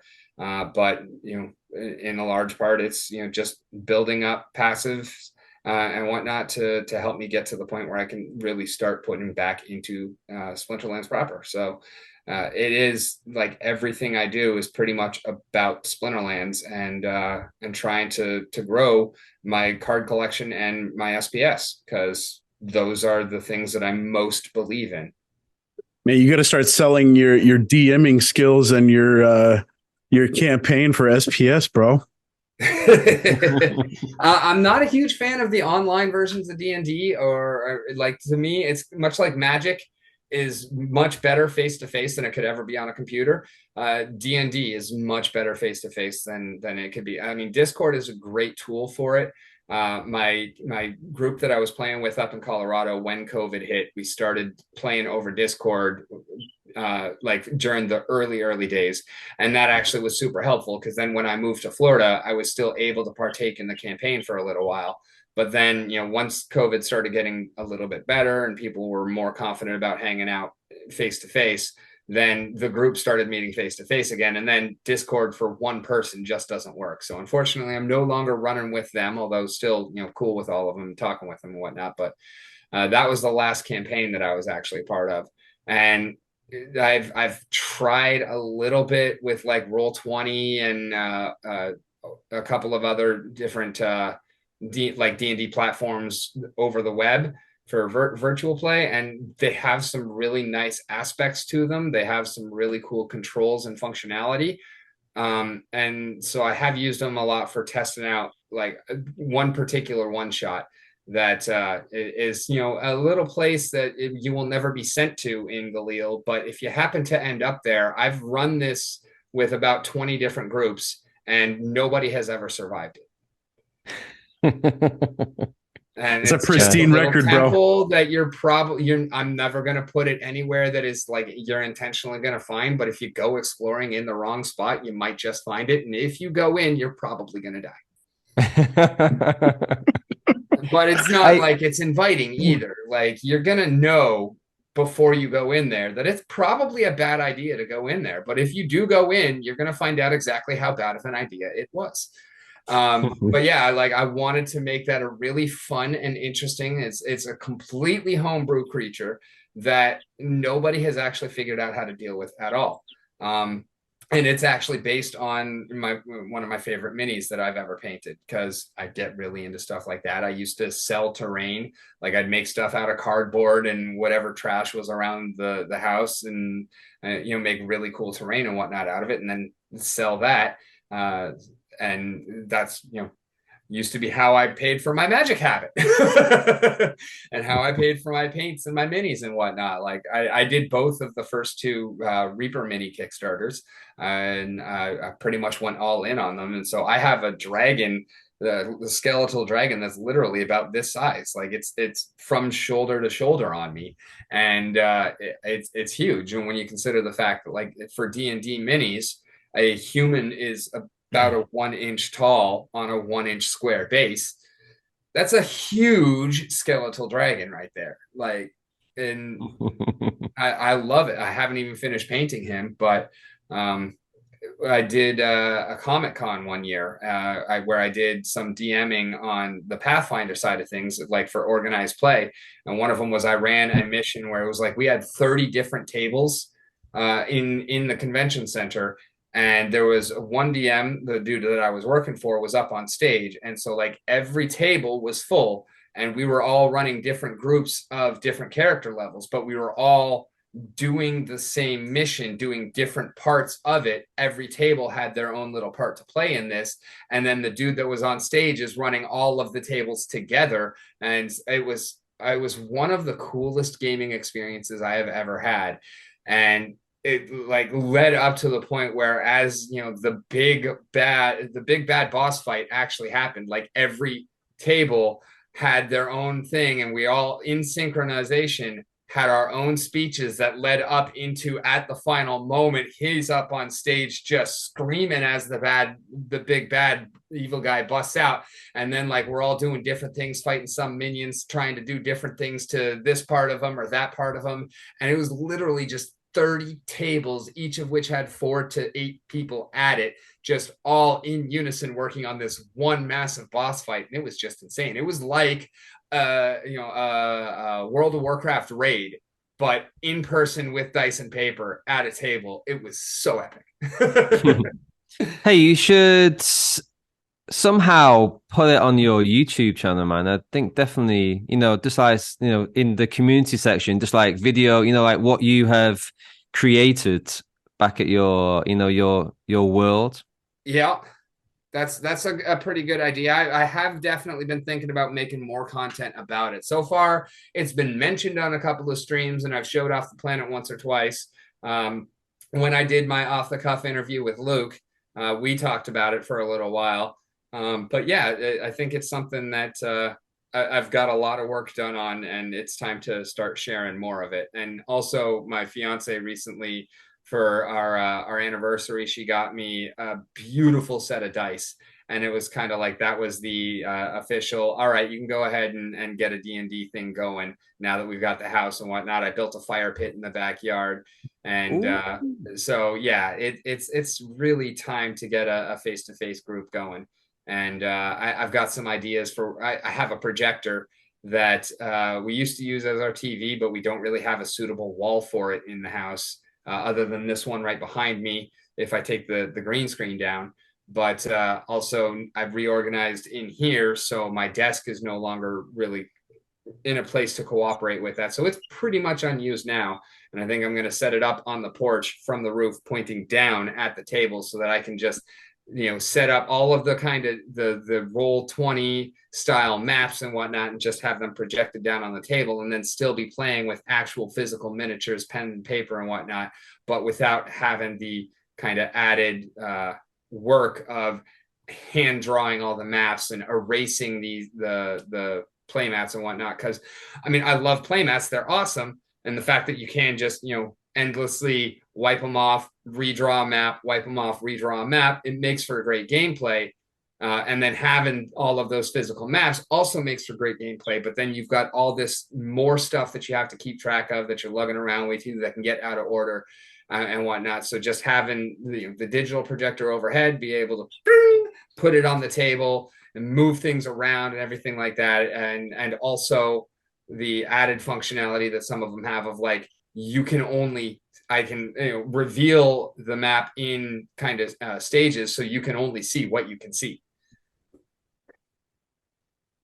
Yeah, and I was going to say as well, I watched D&D like live session one day, and it was amazing, man. Like I'm just like trying to visualize your world here and your orating skills. It would be great streaming or great video content, man. If you could somehow like manage to you might need a few cameras, like, but it would be great content, man. Yeah, and I mean, a lot of what those guys do is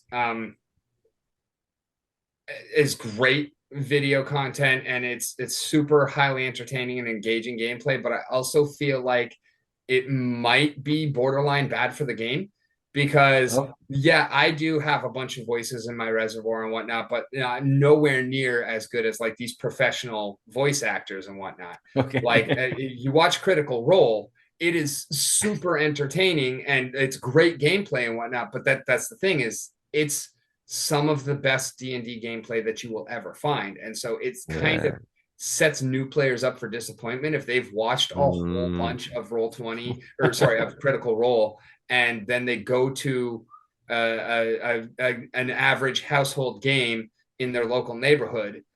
A lot of people could be disappointed that things aren't like that not everybody is dressed up in character, or that they're not all professional voice actors. Not everybody does a voice, and that's perfectly fine. Like I enjoy doing voices and whatnot, but if you don't, you can still have a great time role playing, and everybody else can still have a great time role playing with you. That kind of thing adds so much that it definitely is great, but that's not like the heart of role playing. Like the voices and the acting and the costumes, that's all great and it all adds to it. But if you go into it expecting all of that, I don't want people to be disappointed by joining a group that doesn't do that, and yet you're still having a great time playing D&D. It's just, it sets up. I'm a big fan of under promise and over deliver. Like I don't like to set a high bar, and I feel like that's really what shows like that do. They're great. They're great content. Honestly, I've never really watched them, because also like there's so much amazing content on YouTube that I can't keep up with it all. I can't even keep up with half of the Splinterlands stuff. Like I didn't honestly know y'all's podcast until a few months ago, because there's so much other stuff out there that I was trying to keep up with, and not even that I hadn't even come across it. And then as soon as I did, like, yeah, y'all got some amazing stuff. That's when I reached out and I'm like, oh, y'all got some awesome stuff. Let's do this. But yeah, I didn't even know you guys were here for quite a while, because I just never even crossed my path. And then, now I'm still not keeping up with every episode that you guys put out. I've listened to a lot of the most recent ones. Chooney was amazing. Dwayne was amazing. Matt was, phenomenal. I loved all of them, but it's also like, I know there's so much more that I have never heard and probably will never get to, because for every day that goes by, there's at least 70 hours of Splinterlands content that is produced. And it's like trying to catch up on backlogs. That's just, I mean, there's no way I can actually do it. And it sucks, because I'm sure that there is gold all the way through that. Like, y'all have had a lot of really big names on, and it's great. And I'm like, props to you guys for running a great product this long and keeping things going. And thank you so much for having me on. And I'm honored to be added to that list, especially after Matt. Well, Rick, you just saved yourself, man. I think before that final last two statements, you had shown me the exit door for this episode. I'm never gonna go visit the backlog. Awesome, there's too much stuff. I'm just playing, man.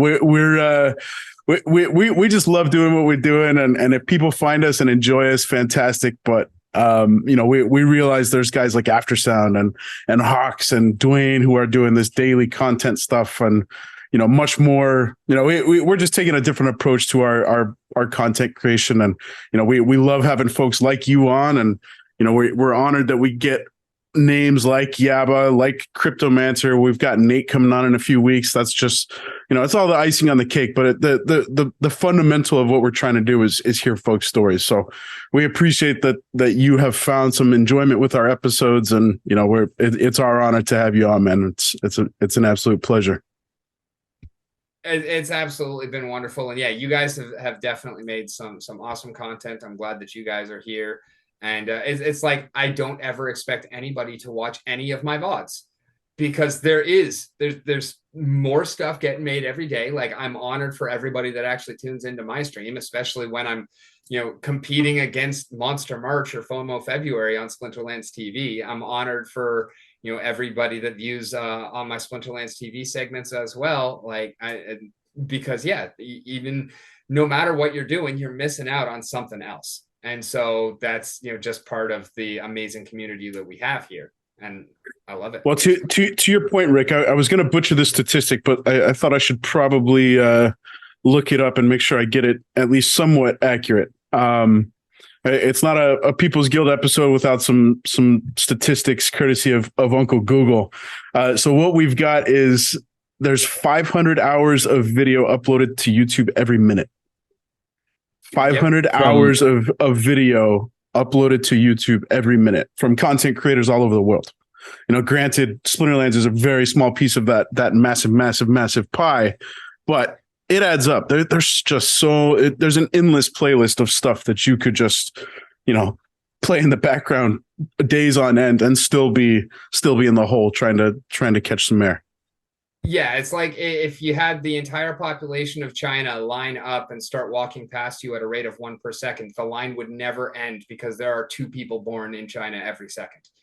Like, it would just continue to get longer for all of eternity. And that's exactly how it is, on all of YouTube especially, but even just within our little community, because we do have so many great content creators, and most of them are so prolific that, yeah, there is at least 2 minutes made for every minute that passes, and you'll never catch up, you'll never even keep up. But I'm glad that there is so much high quality out there that, even with that, you're never going to be starved for something good either. So I want to thank y'all for being part of that. I'm just honored to be part of that as well. And I hope that we keep it going, because the strength of any game is the community. And that's why I was saying, like, D&D and Magic, they can go on without Hasbro, without Wizards of the Coast, because, the public really owns the game. All that Hasbro owns is the intellectual property, the right to make the cards and whatnot. And that's, one of the things I find even more amazing about Splinterlands is that they're literally putting the right to produce the cards into the player's hands. Like, even as a non-land owner, that's why I love land so much. And that's, why I feel like this game does have that extended future. I feel like we're going to be bigger than Magic the Gathering at some point in the future, as Web3 gains prominence, as people, especially within the Magic community, really start to realize en masse what exactly it is that Splinterlands has to offer. Because there are a lot of ways that we're Magic-like, and there are a lot of ways that we blow Magic out of the water. And I feel like that is, a huge community that is naturally going to move this way eventually, individually at first, and then in mass. Yeah, it's interesting. I don't know if either of you guys caught this, but Weirdbeard hopped on with Darkest Night and Aftersound the other day, and Weirdbeard was sharing some. Speaking of the 500 hours uploaded a minute, I don't know if you caught this 5 minutes that was uploaded a few days ago.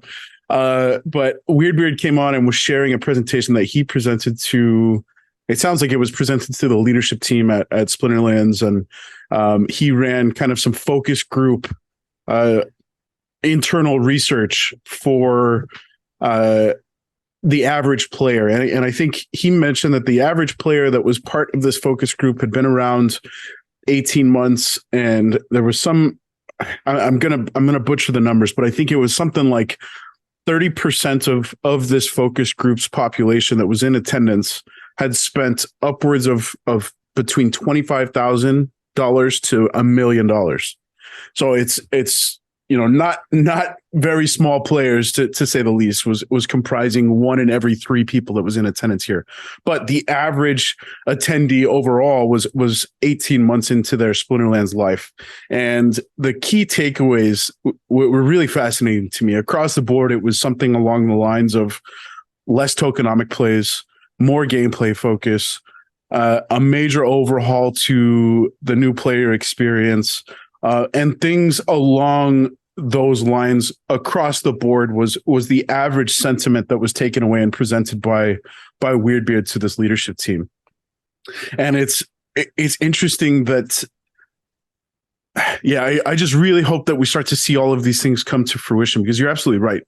I believe that Splinterlands could be bigger than Magic the Gathering. There's so many things that are very, very, very cool about Splinterlands that just don't exist in Magic. You never have to hop into or you're never going to be able to hop into something like Peak Monsters for the Magic the Gathering card collection and sort by rarity. You're not going to be able to sort by edition. Like you said earlier, your cards got upended. It took you days and days to do the reorganization. Well, you could do that with a click of a button on here. You can track the serial numbers or the card numbers throughout the blockchain, see who owned which card when, and yada yada. You can see the transaction. Like, there's so many cool facets that make Splinterlands the potential to go leaps and bounds beyond where Magic the Gathering could ever achieve being a physical trading card game. But thinking about the kind of the future of the gameplay, we've talked about a lot of different things. I really hope we see the battle pass sooner than later. It feels like that may have lost a little bit of steam the last month or so. We heard that kind of coming in hot and heavy right around, I don't know, January, early February, but haven't heard much about it the last month or so. Nate keeps kind of dropping little one-liners about Battles 2.0, and we keep hearing things about, what is that next era of in-game battle experience look like? What you've got a lot of experience, Rick, from the in-person stuff to the video game aspects. What do you hope Battles 2.0 looks like? What does that next evolution of the player experience look like? I think that it's gonna be a lot prettier, which, in all honesty, like I'm all in favor of that. Of course, it's better for drawing new players in. But I've always been one of these gamers that I don't really care what it looks like. I'm 100% about gameplay. And so I hope that it's not going to fundamentally change the gameplay until we get the second layer, which is the item and spell cards from land, which I don't expect to see for at least a year and a half. As we get more and more land gameplay, I think that one's still going to be really far off in the future before we actually see those cards come about. And so I that's really the only kind of overhaul I'm looking forward to. I think that Battles 2.0 is going to be more visual, might change up, how we actually build our teams a little bit in terms of streamlining the process. But I feel like it's not going to, really do much in the way of how battle actually works. I think it's just going to look a lot better, but it's setting the stage for that second round of gameplay to come in. And I think that's the biggest part of Battles 2.0 is really, getting ready for that second round. Yeah, I think you definitely hit the nail on the head there, man. Just the gameplay is so important because the way it is now, as soon as you finish a game, what do you automatically think about doing? It's just, you just want to play again, right? So the gameplay is there. I don't really think, visually they need to, okay, they don't need to, they probably are going to change a few things, but for me, and I think the majority of people, it's not going to make that much difference because people were playing this game and got addicted to it, even before you could earn rewards. Yep. And I mean, it's like, I have always said that the reason why Magic is been more popular than any other card game was the art. And so I am super stoked that with Battles 2.0, with Rebellion, we're going to see those new frames where the art on these cards really takes center stage. I'm super stoked with how much better the quality of the art has gotten. We have some beautiful cards. And I've always been the guy, like with Magic, like my Merfolk deck is almost 100% foiled out. I've been the guy that makes and collects altered cards. I've got a collection. I don't quite have every Lightning Bolt ever printed, but I've got about half of them. Like, and that's another thing. Like, I kept my decks, I kept my collections. I own 90% of every Hydra ever made. I own about 50% of every Bolt ever printed, because those are my favorite cards and my favorite creatures. So I am very excited to see that art and visualizations are going to be more of a forefront in the game. But yeah, it's all about the gameplay. Like, I recently spent 12 and a half hours to replay Diablo 1. That game looks terrible. It looks like trash, but it's still fun. The gameplay is all that matters. The visuals are just nice. Rick, what I think about when you say stuff like that is I grew up a Nintendo kid, and I've had my affairs with an Xbox. I've had my affairs with a PlayStation, but I've always come back to Nintendo. And the bread and butter for Nintendo, the fundamental piece that attracts me to Nintendo is that fun factor. It's the gameplay. It might not be the most beautiful, it might not be the smoothest running, but one of those games like Diablo is for me, is a link to the past. I must have gone and played that game. Gosh, I can't even tell you how many times I've gone through and beaten it. I still love that game. Dangerous to go alone. Take this. Yes, man. Yes, man. Freaking man. Like, that is one of the greatest games of all time. It is absolutely, in my opinion, the best in the Zelda series, which is an amazing series for the most part. But yeah, A Link to the Past stands alone, head and shoulders above all of the rest. And yeah, I mean, Super Nintendo never looked as good as Genesis. Genesis always looked, every single Genesis game looks better than every single Super Nintendo game. And yet Super Nintendo was the clear winner because of gameplay. Sonic was amazing. There were a few other really good games on Genesis, but yeah, Super Nintendo was the winner. And it's just like, PlayStation versus Xbox. Xbox looks better. PlayStation plays better.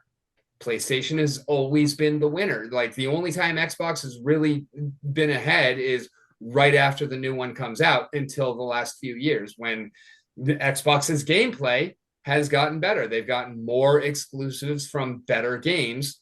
And that's why they've kind of taken over market share. That's why PlayStation, I think, is starting to fall behind. But yeah, it's always been about gameplay, not graphics for me. And I know for a lot of people that's not the case. But I feel I think that started to change. I saw something not too long ago where Switch sales, I think, are by far and away the biggest quote unquote new gen platform. And granted, Nintendo doesn't deliver platforms, I don't think, as often as Sony's and Microsoft's of the world. But the Switch's staying power, like Breath of the Wild, is still one of the top selling games, on daily sales count. And that's only, I would suspect that's only going to continue to increase until Breath of the Wild 2 comes out. People are trying to catch up on the series or buy a Switch and experience. Maybe this is their first go round at something within the Zelda universe. But all of this is to say that the fun factor and the gameplay goes so much further than I think people are often going to give credit for. And that already exists in Splinterlands. To make it a prettier game is not going to be that difficult, right? Like, it's not the most eye candy filled battle experience, right? A few minor tweaks and filling out the teams. I think we all saw those snippets from Splinterfest where Tarsa was like introducing herself, and you click on Grum and he makes some animations and some sounds and some grunts, yada yada. Those little things that's just going to add to that overall experience of an already high degree fun factor battle, right? Absolutely. And I'm super excited to see it. But again, it's like, the gameplay first, and then beautification, and that seems to be the tack that they're taking. And I'm definitely behind it. And yeah, we might lose some people between now and then because the game doesn't look super pretty, and there are other games that look better. But in all honesty, if that's how quickly you're going to judge the game, then you're probably not necessarily the market we're looking for, anyways. And there are some investors that I feel like that's also not necessarily the market that we need for the game. We need players, because there is no appreciation on these tokens. There is nothing, no game to the economy if there's no game to drive the economy. Like it relies on players wanting to play, wanting to be able to do more, to climb through the leagues and level up their cards, to buy new cards, to fight over limited resources like Rooney. That's what's going to keep this game going. And if that fails, then the rest of it all falls down too. I think, yeah, definitely. I think, though, devil's advocate, having, like you say, Tarsa talking or grunting, I think as an advertising ploy, I think that will work very well. Because absolutely. For example, like when you click on Diablo, you just see this great animation, and then just like you get drawn into it, right, into the story, and then you play the game like that. You need something to pull people in, because actually, when I've shown Splinterlands to my friends, they're just like, yeah, and then there's nothing, because all they see is these cards just hitting each other. They don't know the complex like strategies that go into your head to kind of put that team together, right? But if you have something to get them in there first, I think that is probably going to be beneficial. That's a very solid point. And that's something that I kind of have run into problems with myself trying to introduce people to the game is, for those who don't already have an obsession with CCGs and battling games like that, that don't immediately kind of catch the appeal of the depths of strategy of Splinterlands, especially since that depth of strategy is not present in Novice, and really is not there in Bronze either. Like, you got to get into Silver before you start actually seeing Splinterlands for what it is. I feel like, that's a very solid point, and that is why I'm excited to see that we are starting to move into the beautification stage of a lot of things, because there will be a lot more attention to the game when it can catch somebody's eye immediately long enough to make them pay attention to the rest of it. So I feel like that's a solid point, and definitely something that we're going to see kind of be addressed by how much more pretty the cards in the gameplay are getting.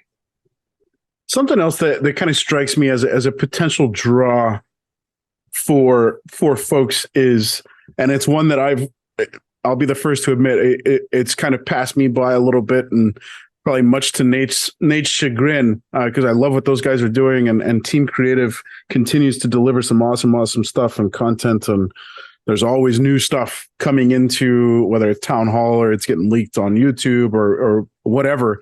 But the lore, I feel like lore is another great potential, treasure trove for bringing folks into the game and creating those stories. Maybe between Grum and Archimus the Bear, or whatever that is.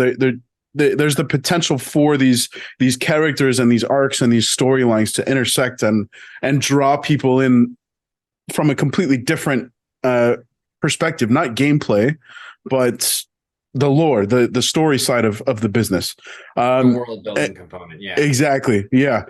Rick, how much do you pay attention to lore? Are you able to recite your favorite cards lore from memory with on a scale not of at all. Yeah, not at all. I love the lore. I love the fact that it exists, and the little bit that I know of it, I do thoroughly enjoy. But again, it comes down to so many hours in the day and so much content to consume.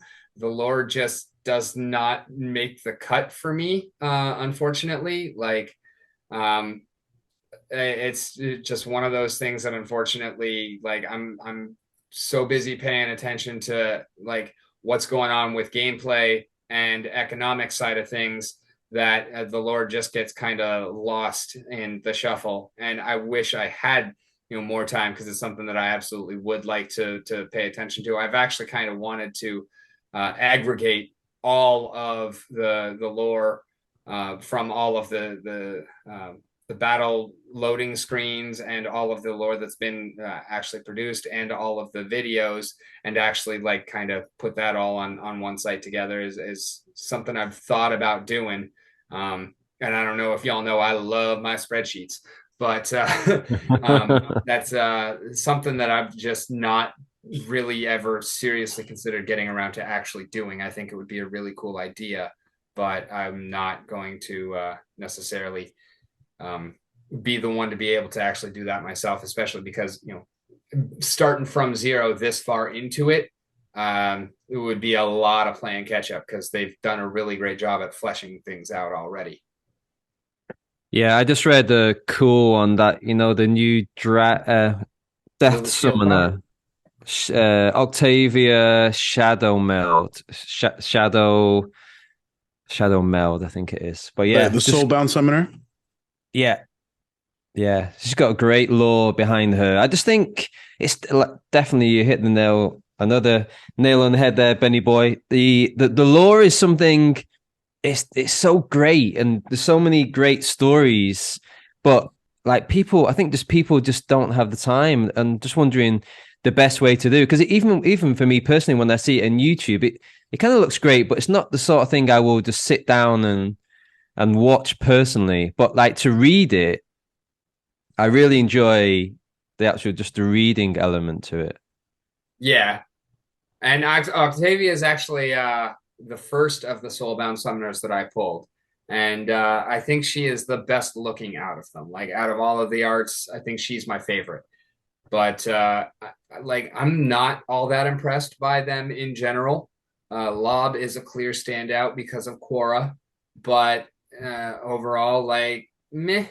I think as far as the abilities go, the best one of them is Eternin, the fire one, because that -2 armor can make such a difference for fire, where, basically if you play fire and they have armor, you just lose. So that -2 is definitely huge for that team, especially when you add in what Ferox Defender, I think his name is, the one that's got Protect and Shatter and Protect, Repair, and Rust.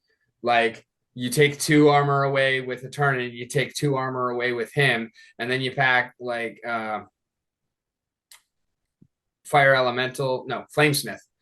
for the Shatter on a ranged. Like, you're really able to just get around your opponent having armor. And I really like that aspect of how that synergizes. But I feel like the rest of them, 6 mana is just too much to pay for Conscript. I don't know, man. And being soulbound and free, but in general, I feel like most of them are not really. They're nowhere near as good as any other option. I don't know if I can agree with you, Rick. So a couple of weeks ago, I would have agreed with you right off the bat. But we were talking about it in our guild chat. A bunch of us hopped into the, I think it was the bronze. There was a bronze tournament, a bronze guild tournament, maybe bronze last modern week. Yeah, and I just got absolutely housed by the new batch of summoners because of the bloodlust element coming in to essentially ranked play. You weren't able to bring in two Gladius cards like you would in a normal brawl environment when you're playing those soulbound summoners. But the ability, I think Quora is dangerous, but the one that I struggle the most with, and the one that I try and run the more often, are the Gobson twins. Okay. the Gobson sisters. Those two, the opportunity and that double strike sneak.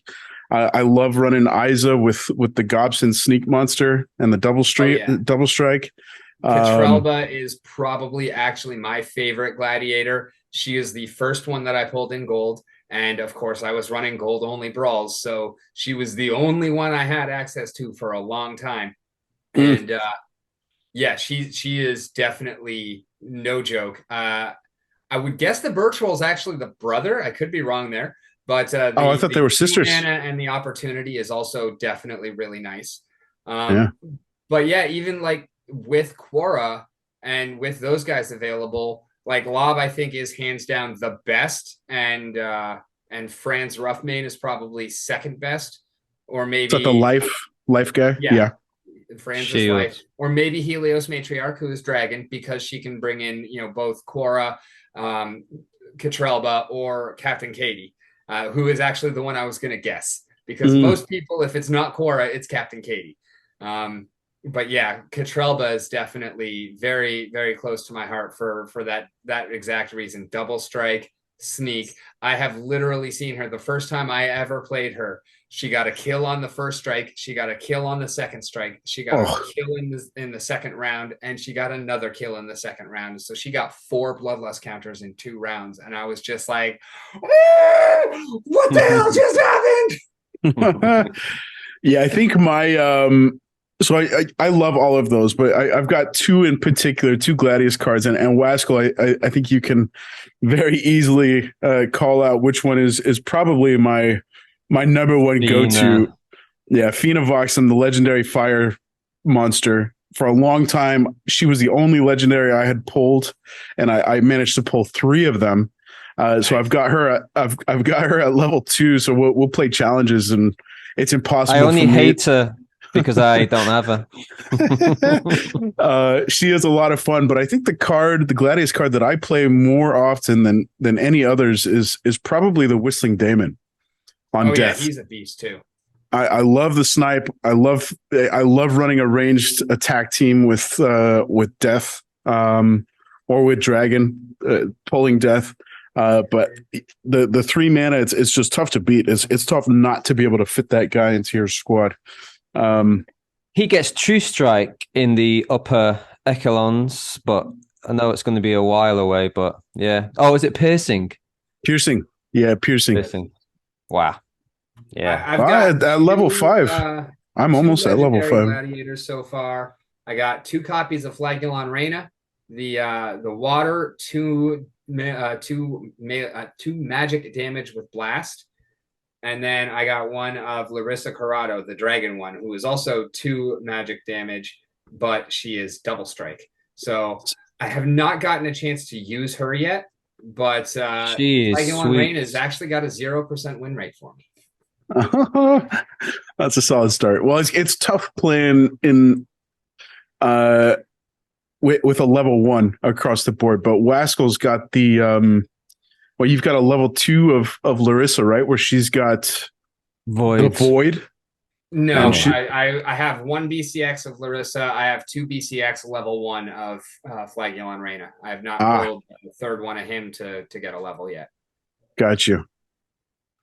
Cool, man. I got more legendaries. I recently started using the Bloodstones, and honestly, since I've started using them, I don't think I've got a single legendary, and I'm pretty sure I've only got a couple of epics, but I got all my legendaries before my Bloodstones. It's bonkers. Yeah, I don't have access to Blood or Power Stones, and I honestly, like, with packs, I wish there was a way to just turn off potions for packs. Like, let me save them for chess. I don't care. Potions are jank on chess. I opened 150 Chaos Legion packs before I pulled my first legendary. When I got that legendary, I did 10 packs with 0 potions. Like that's what it took for me to get my first legendary. And I don't. My legendary odds are terrible.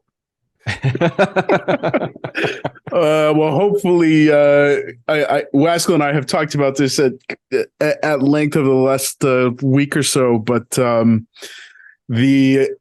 and Rick, actually, I saw your tweet. I want to say it was from earlier today, but I'm right there with you, man. My pull on Soulbound cards this season has just been abysmal. I've gotten almost 0 noteworthy cards. I've been so frustrated. Hopefully, like the dry spell is over today with our dailies, but yeah, like I still don't have a single copy of Mark's Rat. Of which one? Venari Mark's Rat. Oh, that's one of the most the important in the martyr. entire set. The 3 Me mana too. neutral martyr. Like I don't Having have that a, I've card got is 3 accounts and I so don't have a single copy across all 3 accounts. having that Wow. card is so touched. If you got that card, it's just it can make or break you. You I've don't have Make got that or one break either, you. the Wasco? weapons training and No. no attack epic combo in death and in fire.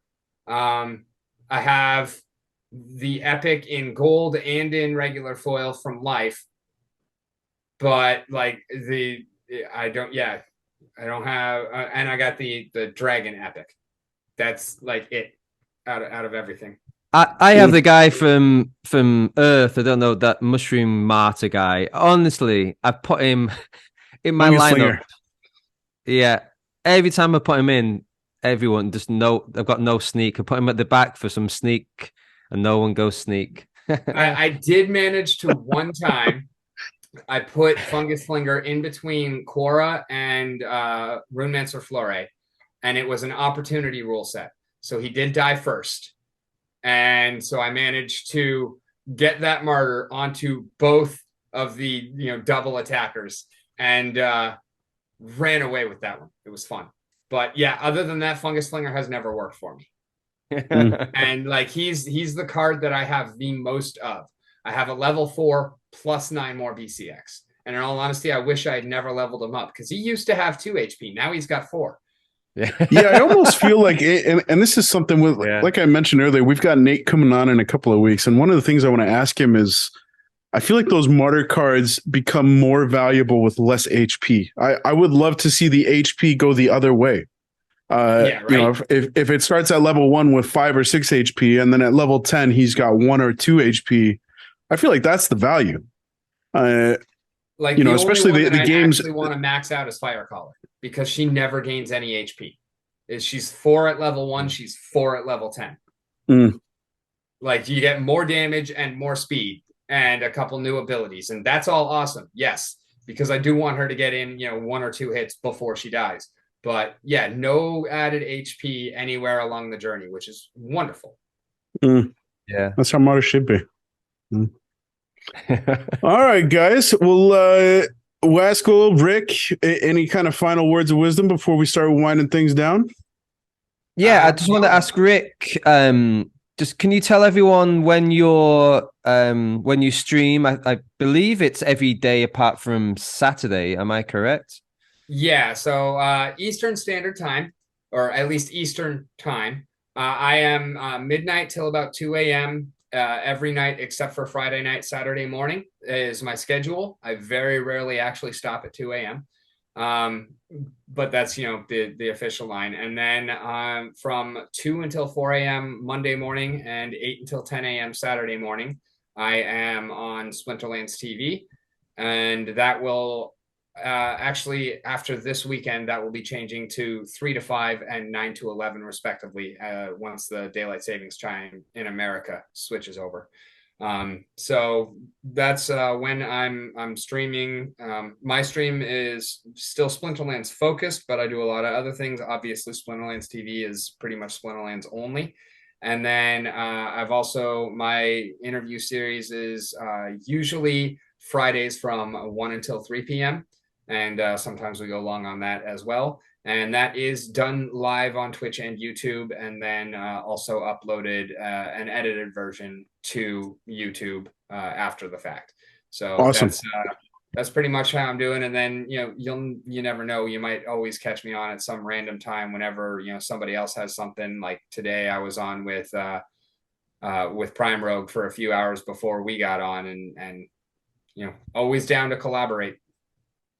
We love it, man. Yeah, I saw that you had mentioned, you tweeted out a little bit earlier that you'd be hopping on with Prime Rogue for a few hours, and then you were coming over here. So, man, you're running a marathon today, bro. Do you have a live stream coming up tonight too? Then I am scheduled in an hour and 42 minutes, and I did let everyone know last night that I don't know whether or not I would actually be doing it because I had a marathon today, and also like I was suffering from a headache for like the last 36 hours. I finally feel like I got over it a couple of hours ago in the middle of that last stream. But so we'll see. I'm kind of tired. My lady just got home from work, and I feel like she had a fairly rough day. So I'm definitely going to be spending some time with her, and then we'll see whether or not I actually go live tonight. But either way, I'll definitely be on tomorrow night, and I'm definitely going to be taking Saturday night off this time because my sister is having a baby shower for a cousin of mine on Sunday, and so we're going to be heading out of town. Cool. Well, for everybody uninitiated, it is Rick on the Mountain over at YouTube, on the Mountain, the number 10 on Twitter. And what is the handle on Twitch, Rick? Twitch and YouTube are both Rick on the Mountain. Twitter is Rick on the Mountain, and then in-game is On the Mountain. Very cool. All right, man. Well, we certainly appreciate you. Number one, being patient. I know we were trying to get you on for a little while and finally circled back to make it happen. And you were gracious in your patience, man. And we certainly appreciate it. It was well worth the wait for us. Absolutely enjoyed our last couple of hours, our conversation. I appreciate you as a contributor, as a community member. I think your passion is infectious. It certainly gets me excited when I hear you talk about these sorts of things. And I look forward to seeing Off the Cuff grow and your Twitch following grow, and I want to see your DMing stuff make the big time, bro. I'm looking forward to your D&D manifesto world hitting shelves and made available everywhere, bro. Well, thank you very much for that. It was definitely a pleasure talking with you guys. Great to get to know y'all. And it's definitely been a fun couple of hours, and look forward to doing it again sometime. And of course, if y'all ever feel like hopping on the stream, I've always got an open mic for you. Great. Yeah, man, it's been great meeting you. I just love meeting new people and just chatting the shit with them, so to speak, and it's just been great kind of hooking up with you. But I kind of agree what you said about the community. This is like a great community, and it feels like it's a community with lots of passionate people, lots of great ideas coming out, whether people agree with them or not. And like you're one of these people who are very passionate about the game and letting people know your ideas, and I think that's really important. So keep doing what you're doing, man. It's great. Thank you. And we actually never got around to talking about RNG. No, we didn't. TBD next time. Hopefully we've got a proposal that kind of clears things up, or at least we get a better understanding of the full mechanical range of what RNG looks like. But TBD for next time. Yeah, I asked about that on the last town hall, and Cryptomancer was like, I can't really talk about that right now without having stuff in front of me, but I took that opportunity to send him a message on Discord to really open that line of conversation. So I'm hoping that before too long, I'm going to get to pick his brain, whether it's on a stream or in an interview or just, the two of us talking, whatever form it takes, I don't care. But I want to really get, a firm grasp on how things work so that I can actually come up with a suggestion for improvement, because that's one of the things that I feel like is in our way of significant growth. We've got to get that problem figured out. The RNG is just ridiculous because of the way that it's seeded. I know that, if you look at 10,000 games, you're probably going to see a 50-50 chance be close to 50-50, but within any one game, that 50-50 chance is more likely to be either 100-0 or 90-10. And it's just super frustrating to see. Even if I win by that, I don't like it. All right, man. Well, we look forward to that. That'll probably be on the next podcast. That would be great, man. Yeah, okay. Absolutely. For all of you out there, you have been listening to People's Guild.